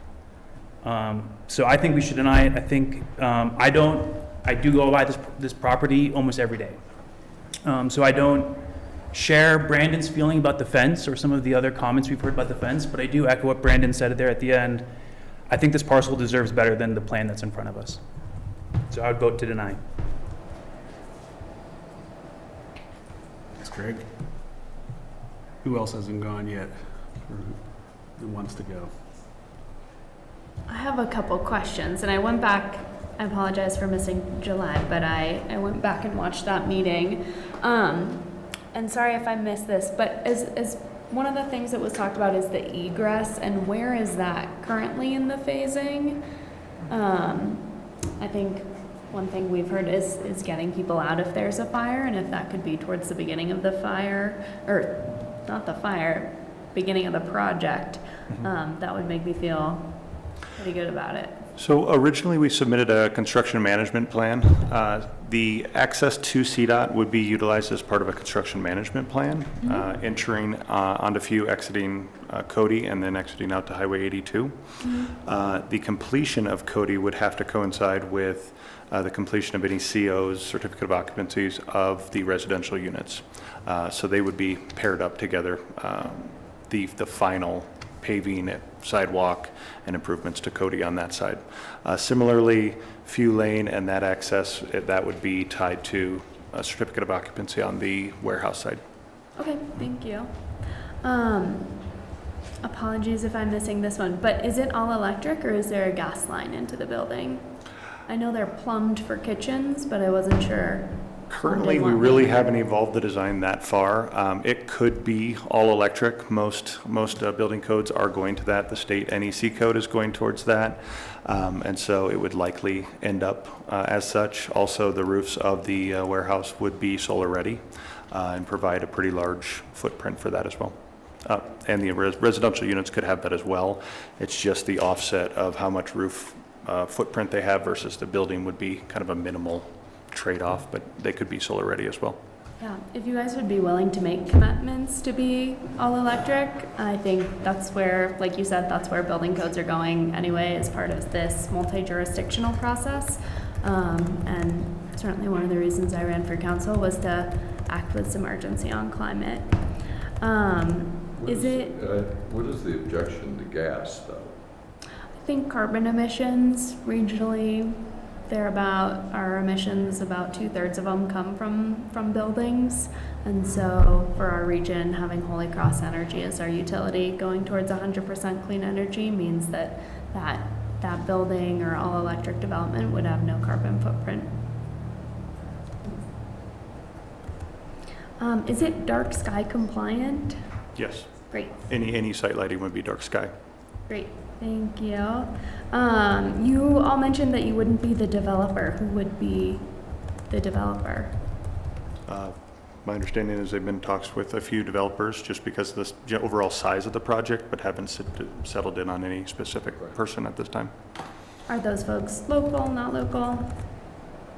Well,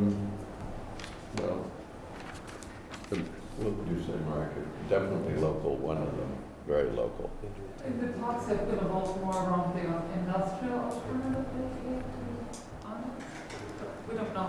We're not in close talks with anyone in particular. Would you like to come up to the microphone? Please? Or you can. You can just repeat it, paraphrase it. I mean, what she was just saying is we've had interest from industrial buyers where it wouldn't require entitlements. It's hard to have real discussions with developers, even if we're involved, until, we've achieved the entitlements.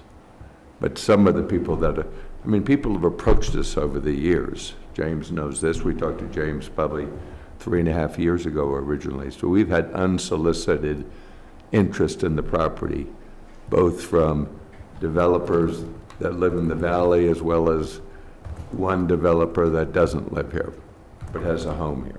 Mm-hmm. I mean, we haven't had any interest that doesn't have Sorry, I know, I guess I have to get up. We haven't talked to any developer that doesn't have any local presence, for what it's worth. Right. But we haven't marketed it either. Yeah. Okay. I think it would be nice to know as those conversations progress, but I also get, you can't get too far down that road before knowing what you've got.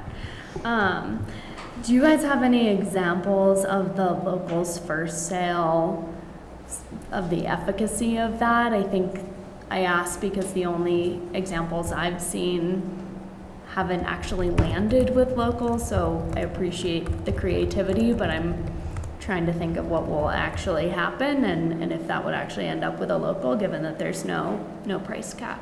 Yeah, currently we don't have, we're kind of following the Jadwin project and what they've offered as locals, but also looked at Eagle County, Pitkin County, Crested Butte, and San Miguel for the different counties and what they offer as deed restricted priorities. And as a response to some of the comments we've gotten in the past, we felt that would be a good program and an enforceable program, and then with the renewal of it at resale and marketing it twice, so not just at pre-sale, but also at certificate of occupancy, kind of creates multiple capture points versus, putting a shovel in the ground, pre-sale marketing it for 120 days and nobody knowing about the project. We feel the outline on that creates new kind of entry points to try and catch that multiple times. Got it. Those were all my questions. Do you have anything? Make a motion. Nobody else has anything, then we can discuss a little more depth maybe. I don't have any I have comments, but I don't really have any questions. What are your comments?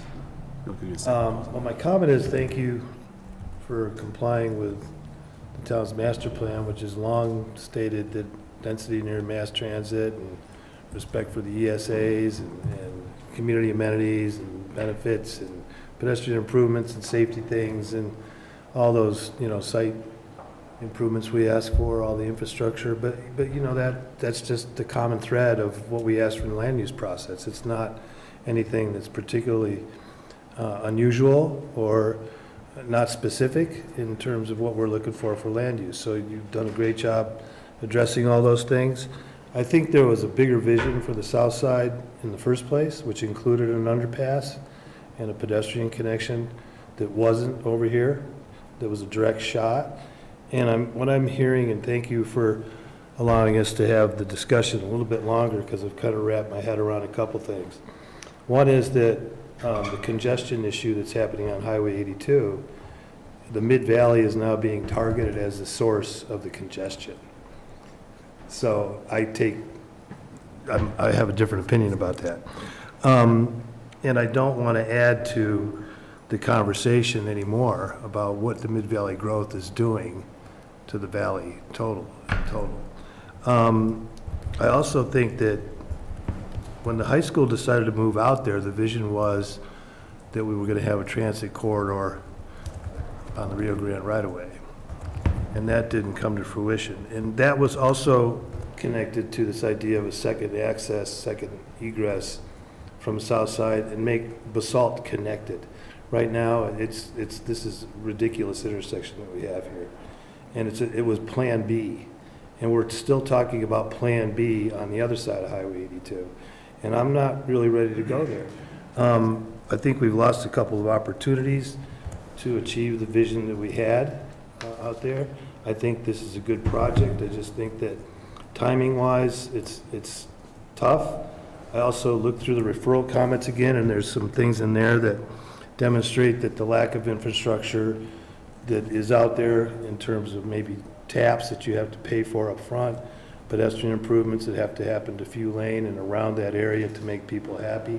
There's a significant amount of work to make it a neighborhood before it even has a development. And I don't see how that fits into the program at all. So my point of view here, I guess, is I'm with Greg.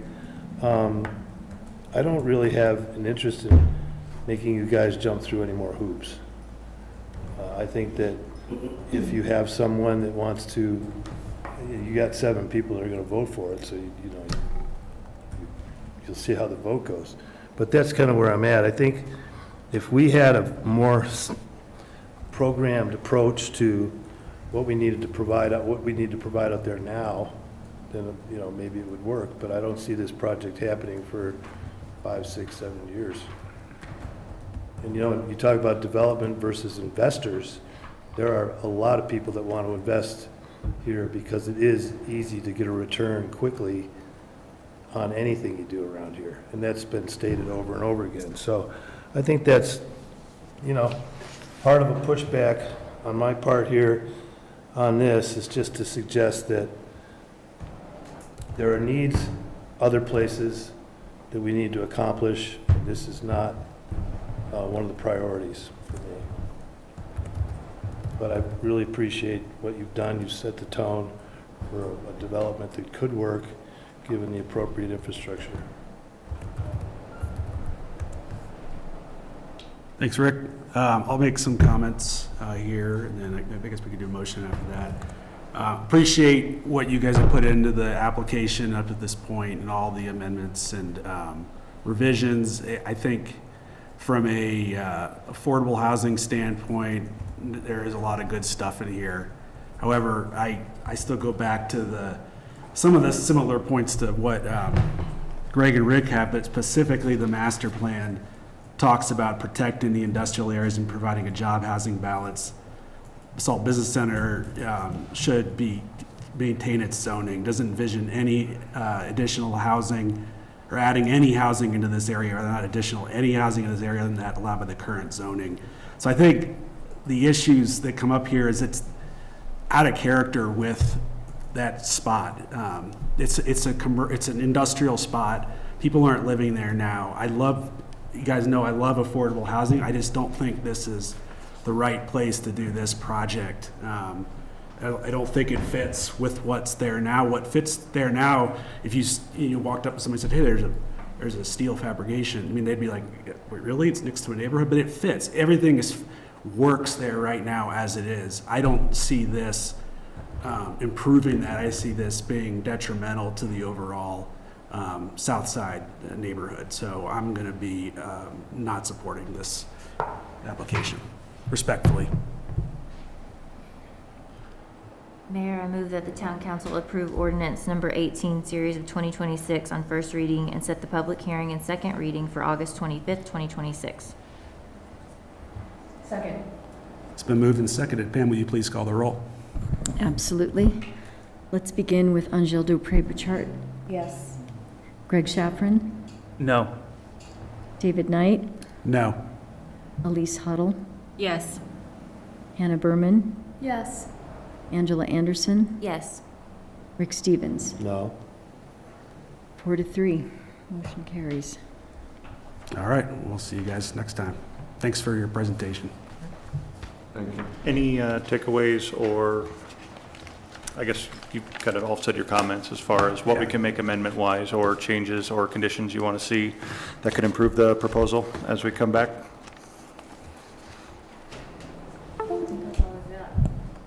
Okay. All right. Thank you.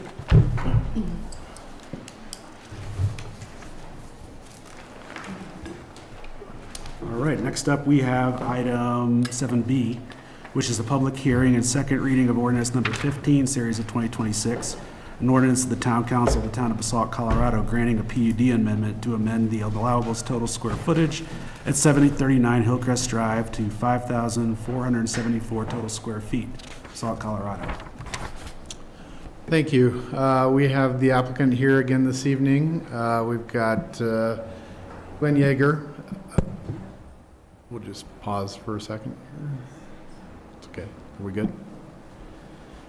This is a continued public hearing and second reading of an ordinance for consideration of a PUD amendment request submitted by Glenn and Laura Yeager to increase the allowable total floor area on the property at 739 Hillcrest Drive to above the townwide maximum of 5,000 total square foot to a proposed 5,474 total square feet.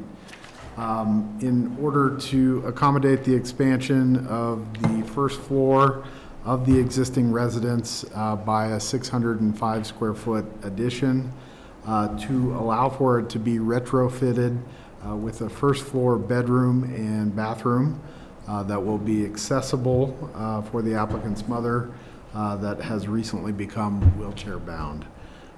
The application discusses that the applicants believe that the additional square footage is a reasonable accommodation under the Fair Housing Act, as was discussed at the last meeting. And as was discussed at first reading, the review in terms of evaluating the request, staff consulted with the town attorney about what constitutes a reasonable accommodation under the Fair Housing Act. And the town attorney's office provided a memo that was in your first reading packet. It's once again in your packet today on page 82, I believe. And as was discussed at the first reading, the memo outlines what is believed to be a reasonable accommodation is qualified by three factors. One, whether the accommodation would undermine the legitimate purpose of the zoning requirements. Number two, whether there would be consideration of the benefits that the accommodation would provide to the handicapped individual. And then number three, whether alternatives exist to accomplish the benefits more efficiently. And council discussed the merits of those three items as part of the first reading review on July 14th and approved the ordinance on first reading. There have not been any substantive changes to the ordinance since first reading. And it was noted that the P&Z supported the request and recommended approval with the conditions that you have in the draft ordinance. So this evening, staff would suggest taking additional comments that the applicant has, taking public comments as it is a continued public hearing, and providing council discussion. If you're comfortable, you could make a motion to approve. And once again, as I noted, we do have the applicant here. We've got Glenn Yeager with us.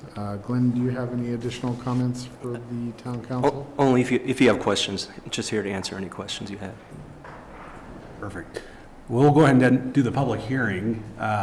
Since this is a public hearing opening at 7:57, I don't see anybody in the room who will come up, who would come up rather. Anyone online? I'm not sure we're going to get any there either. If you're online and you would like to provide comments, please raise your hand. Okay, so we can go ahead and close the public hearing. 87, and yeah, questions or comments for James or the applicant? Elise? Can you please explain again why the proposed unit is not ADA compliant? All the bedrooms are on the second floor. No, the new square footage. It's the bathroom, there's a chair, I think a bathroom. Oh, the toilet. Yeah. Right. The commercial ADA rules are for a person who can transfer on their own. My mother cannot transfer. We have a Steady lift that we use. And so when we designed the bathroom, we met with Shirley Ryan Ability Lab where she does her therapy and laid out the safest, most efficient way to toilet her. And so if I had to demonstrate it, she's on a lift, and the lift has to go in, and then she gets seated onto the toilet. So that's how she toilets. She doesn't come in a wheelchair, do the transfer, where you would need more room on the side. It's a straight shot in. So that's why it was designed that way. If you have other therapists or rehabilitation people who think otherwise, we would certainly discuss it with them. But this is the safest, most efficient way to toilet my mom. And if I may, I'll just add from a legal standpoint, the ADA is separate from the FHA. So here we're looking at this application in terms of the Fair Housing Act, which regulates private residential properties. The ADA mainly governs places of public accommodation. And so this application, this residence would not fall under that. Fair Housing Act is looking for reasonable accommodations for the specific individual with the disability, and that is based off of the person's medical request. And so as the applicant explained, the application would address the specific person with the disability and what their needs are. Okay, thank you for the clarification. And then can you also address why you can't do a lift on the stairs? It's not efficient for safety. The number one priority is the safety of my mom. And using a lift when she has no mobility, none. We can't transfer her into a lift to go upstairs.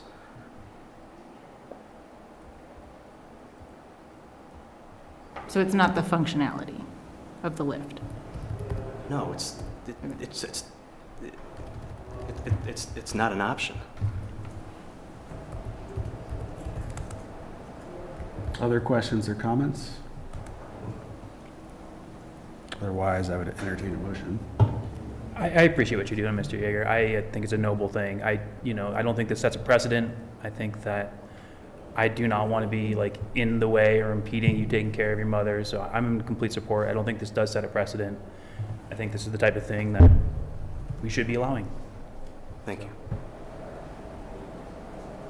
I'd echo that. I have been dealing with a lot of senior care this week, and I just read The Age of Dignity, which I would recommend to anyone listening, about how much better aging in place is for people's health and their dignity and their longevity, and that is a massive undertaking for the family, and I really respect that, and I'm starting to learn how much work and effort and energy that takes. So while I want to make it clear for the record that this does not set precedent, there's great data from the Pitkin County 2050 study on how much more intensive larger homes are in terms of traffic and carbon emissions. Like, this is the reason to expand a home, to make sure someone can take care of an aging family member, and I want to support that.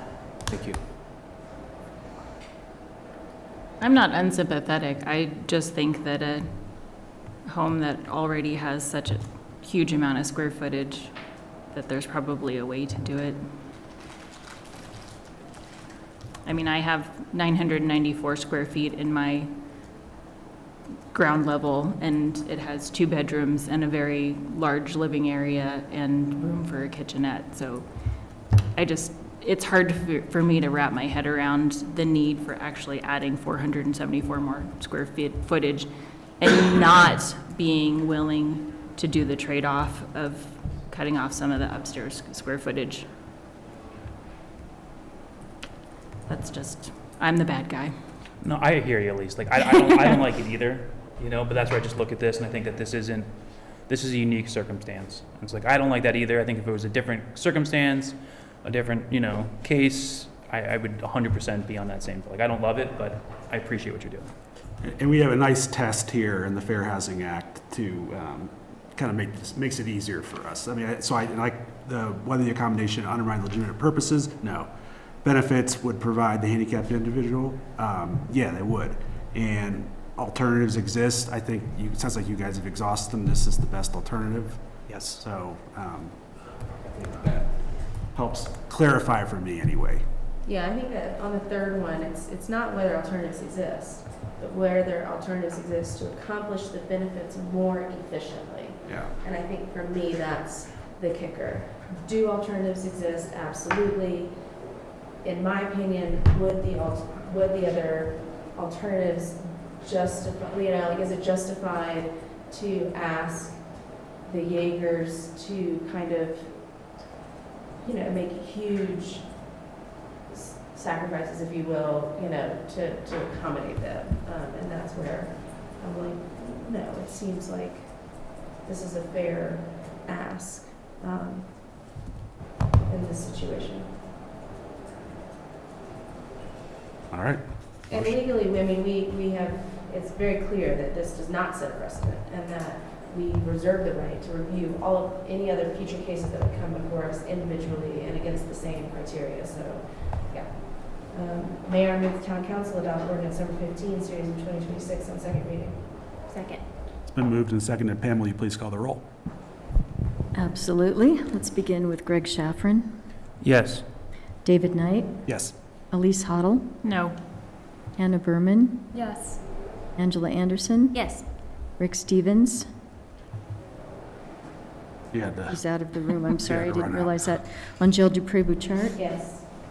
So motion carries 5-1 at this point. Thank you. All right. I mean, 1-, yeah. Good absolutely. luck with your project and with your mom. Next up, we have item 7C, which is public hearing and first reading ordinance number 20, series of 2026. Ordinance of the Town Council of the Town of Basalt, Colorado, referring to the registered electors of the Town of Basalt at the coordinated election to be held November 3rd, 2026, a ballot issue to increase the sales tax by 0.5%, setting the ballot title and content for the ballot issue, and providing other matters relating to the election. And I think we have Gloria, Doug, and probably Harper for this one today. Yeah, thank you. I do have a slide to pull up. Can you let me share my screen here? Yes. I also sent it to you. You can go ahead and share your screen because you're a panelist. Okay, excellent, thank you.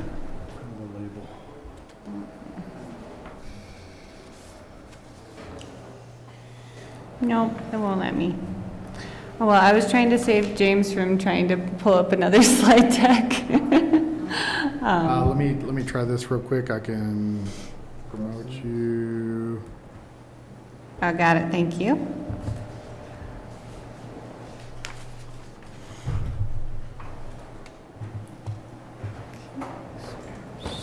You should be able to share.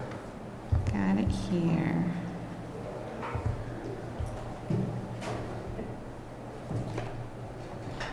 See if it's coming up. Yay, it came up. Excellent. Okay, so before you all tonight is the ballot language presented on first reading for a 0.5% sales tax to fund the financing of a public service facility that would house our public works and police department. The project is estimated at about $25 million, and we anticipate borrowing around $18 million for the project. As it is currently drafted, the tax, the 0.5% tax, would sunset after the loan is paid off. This was a change from our previous direction after hearing public comments as we've been going out into the community at Sunday Market, at the events, and that was one thing that was asked is why can't this sunset? And so that's why it's drafted this way. And for an example, current Pickens' current rate is up here at, so we have two tax rates in the town of Basalt, and this would be the impact for both of those tax rates as shown here.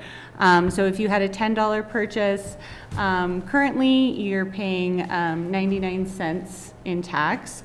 And so future would be $1.01 in tax. So, and then an Eagle, you're currently paying for a $10 purchase, you're paying about 85 cents in tax, and then future with this tax would be a 0.95 cents. So the 95 cents, yeah, in tax. So that's how it's drafted right now, and I would open it up for any questions or comments. Nothing from me, but this is the public hearing. Let's do that really quick, then we get any comments. 8:08, I'm opening the public hearing. If anybody has any comments, I mean, there's no one in the room anymore who would make comments. If you want to raise your hand online, if you're interested in making a public comment about item 7C, please do so. Seeing none, I'll close public hearing at 8:09. And Angel, what do you got? My only comment would be to encourage anybody who is listening or watching this meeting to take advantage of the public tours that our VPD or Public Works are offering or town staff are offering if you want to see current conditions and better inform yourself of why this is important. And if you don't take the public tour, you can watch like any kidnapping movie, and like the abandoned warehouse in that movie is basically their office right now. Justin's office. Some footage and put it on YouTube or something. I do have an entire presentation, but I thought I'd spare you all and get to the chase on this one.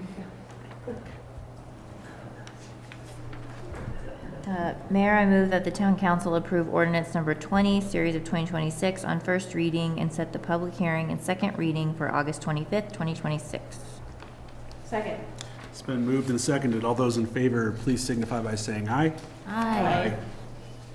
All right, thanks a lot. One step closer. All right, next up, we have item 7D, and we are right on time. Nice work, everybody. Item 7D, public hearing and first reading ordinance number 21, series of 2026, ordinance of the Town Council of the Town of Basalt, Colorado, authorizing the financing of the acquisition of certain real property, including 6 housing units, and the construction, equipping, remodeling, and improvement of certain capital assets under the town, and in connection therewith, authorizing the subsequent leasing of certain town property and the execution and delivery by the town of a site lease, a lease purchase agreement, and other documents related to the financing. And this is, I'm assuming Doug. Yeah, so I'm Sounds like it has your fingerprints on it. Right, well, I'll take it from here. So, for the benefit of the council, we did close on the 6 units last week on Wednesday. So we did get those. We should have got the keys today. We got one of them. Yeah. So we did a walkthrough. We're going to be now marketing them to the pecking order of people for renting those units. And so what we're asking for tonight is further direction, and just further approval to proceed with the issuance of a COP for the actual borrowing of the money, and the intention and why we're doing this is that the general fund is out $2,380,000 for the purchase of this. We want to reclaim that money to the general fund and have that be part of our capital stack that we had presented, I don't know, it seemed like maybe a month or so ago, on how we're going to be funding the police public works station facility. So I can tell you that rents are going to pencil out, if they're fully rented for the entire year, about $140,000.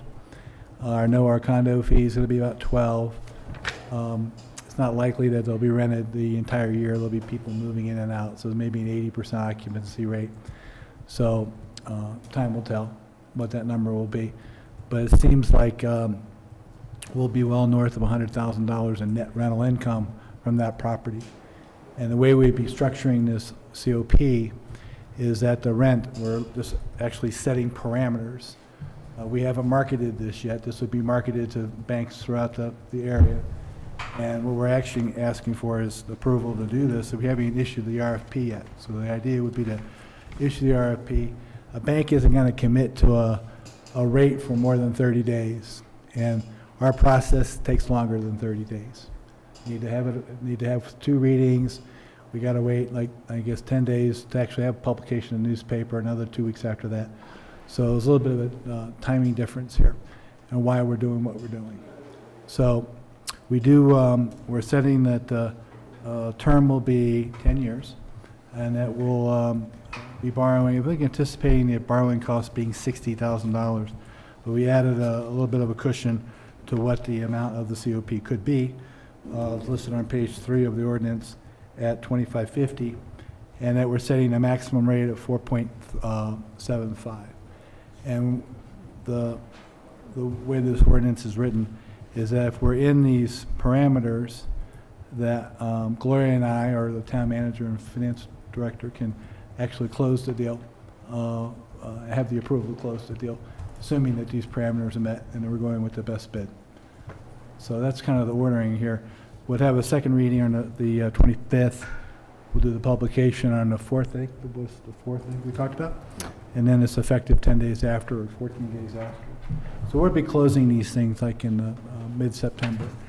And again, the idea would be then to reclaim that money that the general fund's out and keep the funding stack in place. So with that, I'd ask any questions. So this is a public hearing, so we'll go ahead and do that. Opening the public hearing at 8:14. If anyone in the room would like to make comments, or anyone online, if you'd like to make comments, please raise your hand. Seeing none, I will close the public hearing at 8:14 and then open it up for questions, comments, etc. Seems pretty straightforward to me. Gloria, can we tour a unit? Yeah, so we are going to organize some tours for council, P&Z, and staff to look at the units. Cool. And for the motion, I would just say, make sure you say August 25th, not 28th. I should, it is like 25th, right? I'll make a quick comment, which is just to thank Doug and Jenny for their always ever creative financial guru, just finding ways to stretch our dollars, and I appreciate it in smart ways. And with that, Mayor, I move the Town Council approve Ordinance Number 21, Series of 2026 on first reading, continuance of the public hearing, second reading for August 25th, 2026. Second. It's been moved and seconded. I'm going to do a voice vote for this one. Plan, would you please call a roll? Sure. Since this is money stuff, Let's begin with Elise Hoddle, Yes. Anna Berman, Yes. Angela Anderson, Yes. Rick Stevens. Yes. Angel Dupré-Bouchard, Yes. Greg Shaffrin, Yes. and David Knight. yes. Unanimous vote. Thank you so much. Thank you very much, everybody. Doug. Next up, we have our last item, which is 7E, Resolution Number 33, Series of 2026. Resolution of the Town Council of Basalt, Colorado, approving the acquisition of a deed restriction on a free market residential unit at 405 Park Avenue, Unit B5, in partnership with Eagle County, and allocating funds from the town's Basalt Forward Bond for such purpose. This is, James, you have this one. Yeah, thank you. This would be the second buy down through the Good Deeds program that the town would be working with Eagle County in partnership to make happen. The resolution would approve allocating the $103,500 towards providing 15% of the funding to buy down a deed restriction on the property. The town staff and the town attorney have reviewed the draft deed restriction and believe it appropriate. So the funds, as the mayor noted, would come from the current bond funds that we have available. And so staff would recommend approval of the resolution this evening. All right. Pretty straightforward. I just had one comment that's separate from this but related, and I appreciate using the bond funds for this from Basalt Forward. I would, though, like to get the short-term rental fee money that some of us we've talked about at some point allocated towards West Mountain Regional Housing Coalition and their deed buy-down program. I don't know if you guys want to bring back a resolution for that later, but that's something, just looking at this and looking at the financing options, I think this makes sense, and we should also do that in the future. You know, I'll just say that the short-term regulatory fee Yeah. is a fee, not a tax, and that the fee was offset by expenses incurred actually enforcing the ordinance. So we have software and other costs associated with that. So I don't know if there's actually net margin there that the town is enjoying to have that be a source of funding for other projects. We had the software previously, correct? We did, but we added modules to it. And we've got areas of non-compliance that we're now enforcing. So, I mean, I don't know if it's a zero-sum game. But I just saw that out as, I just don't know if we can just look at that number and have that be a funding source. That would be my thought on it. Well, I'd definitely like to see kind of an analysis of that then. Yeah, that's not a problem. Yeah. Or that's in- what or- I I mean- think what I just heard is that we're not gaining any net, Well, there's incremental revenue. but But it's I don't- largely costing us almost as much to execute the program as it is. I don't know if I said that. If I did, I don't know if that was. You didn't say that, but It's costs associated with licensing. it had as a sound that there was like a lot less money available than we might have thought. Like at one point, I think it was 97,000 and change. Well, that's gross, right? But yes, Is it costing that much? Yeah, I'd like to see the net how much number. how much is cost incrementally from previous short-term rental regulatory? I know we just switched providers on our software too. So we had, so anyway, there is cost to it, is my point. Well, there always is, yeah, but I think the proof is in like the number. Right. Like how much incremental expense is there for this program? Because that's. The other funding source you didn't mention is the 2% lodging tax. That is Yeah. a source of funding. And that's tracking $200,000. We're only at 7 months into the year, so that's tracking 200,000. So, sorry. Go ahead. No, I was going to say, so I guess what I'm hearing is that we need a more comprehensive strategy for funding affordable housing. Well, Well, that's the roadmap. yeah. I mean, yeah. Correct me if I'm wrong, we were spending money on that software to track STRs before we ever had the STR fee, correct? To make sure that people were in compliance with being registered. There was a cost of the software. Right. It's different now. It's more than it was. Mm. And so that's an answer to your question. Do I have the exact dollar amount? No. But we were in need of the software anyway, whether we were charging the STR fee or not. We needed a software to make sure people were in compliance, correct? And I think we look at I'm just looking at the numbers. I mean, you know, we had far more people submitting lodging receipts than we do this year. And there's a lot of people filed for exemptions. Okay, now whether or not they're really meeting the exemption or not, I don't know. And how much more resources do you want to actually go to see whether or not people are doing what they say they're supposed to be doing? And then how much of an investment do you want to put into this? So I had this thought when we received the comment via email today, and when we passed this SDR fee ordinance, I remember, or recall at least, and correct me if I'm wrong, that we always talked about, hey, let's come back to this in a year and let's have an analysis of, have people just stopped registering their SDRs? Did we lose business license, revenue, and really look at what's, what have we lost, what have we gained, and what's the end net number, and then we can reevaluate if it was in fact a good and worthwhile program. So I think that this conversation and some of the comments we've received lately, I think what we're saying here is that maybe we'd like to do that.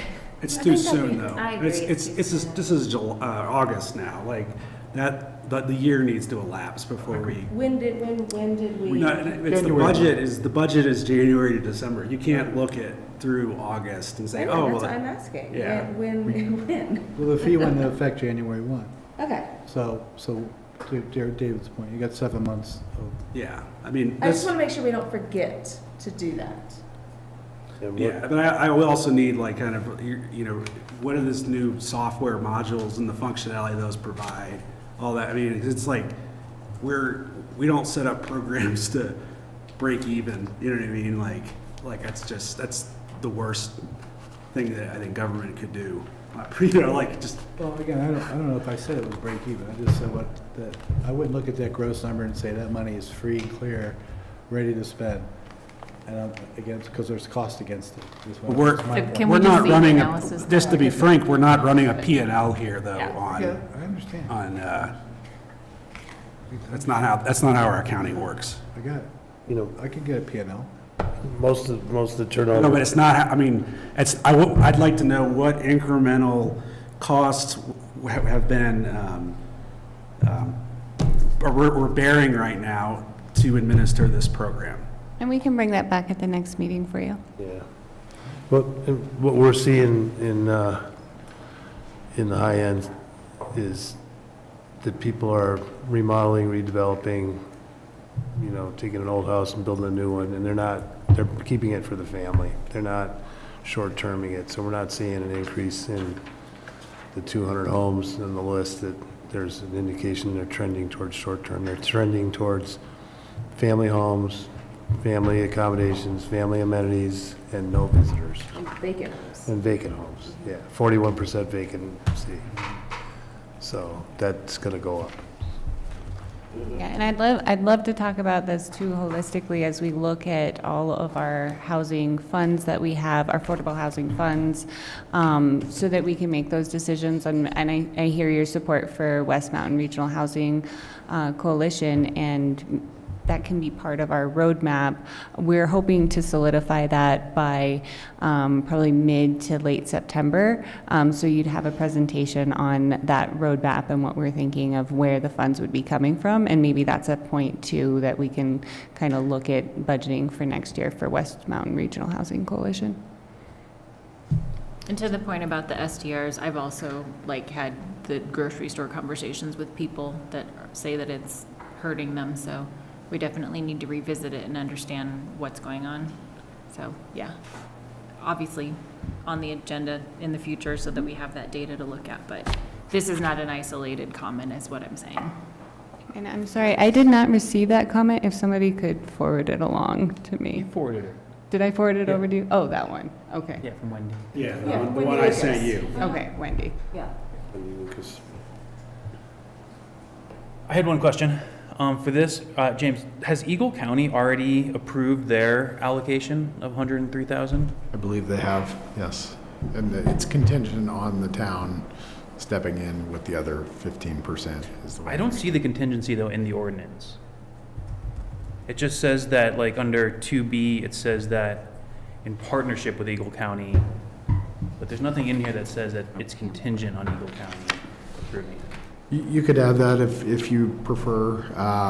Eagle County actually brings the good deeds opportunities to us. So they're saying they're putting in their 15%. Town, will you match? Yeah, I guess it's just more of clarification, what would happen if Eagle backed out. That's fine to make that addition. That's better. Yeah. Mayor, I move that the town council adopt resolution number 33, series of 2026, with the clause about contingency on Eagle County funding. Second. It's been moved and seconded. All those in favor, please signify by saying aye. Aye. Aye. All right, thanks, Doug. All right, and that's it. Adjourning. Oh, new day. We are 3 minutes. There you go.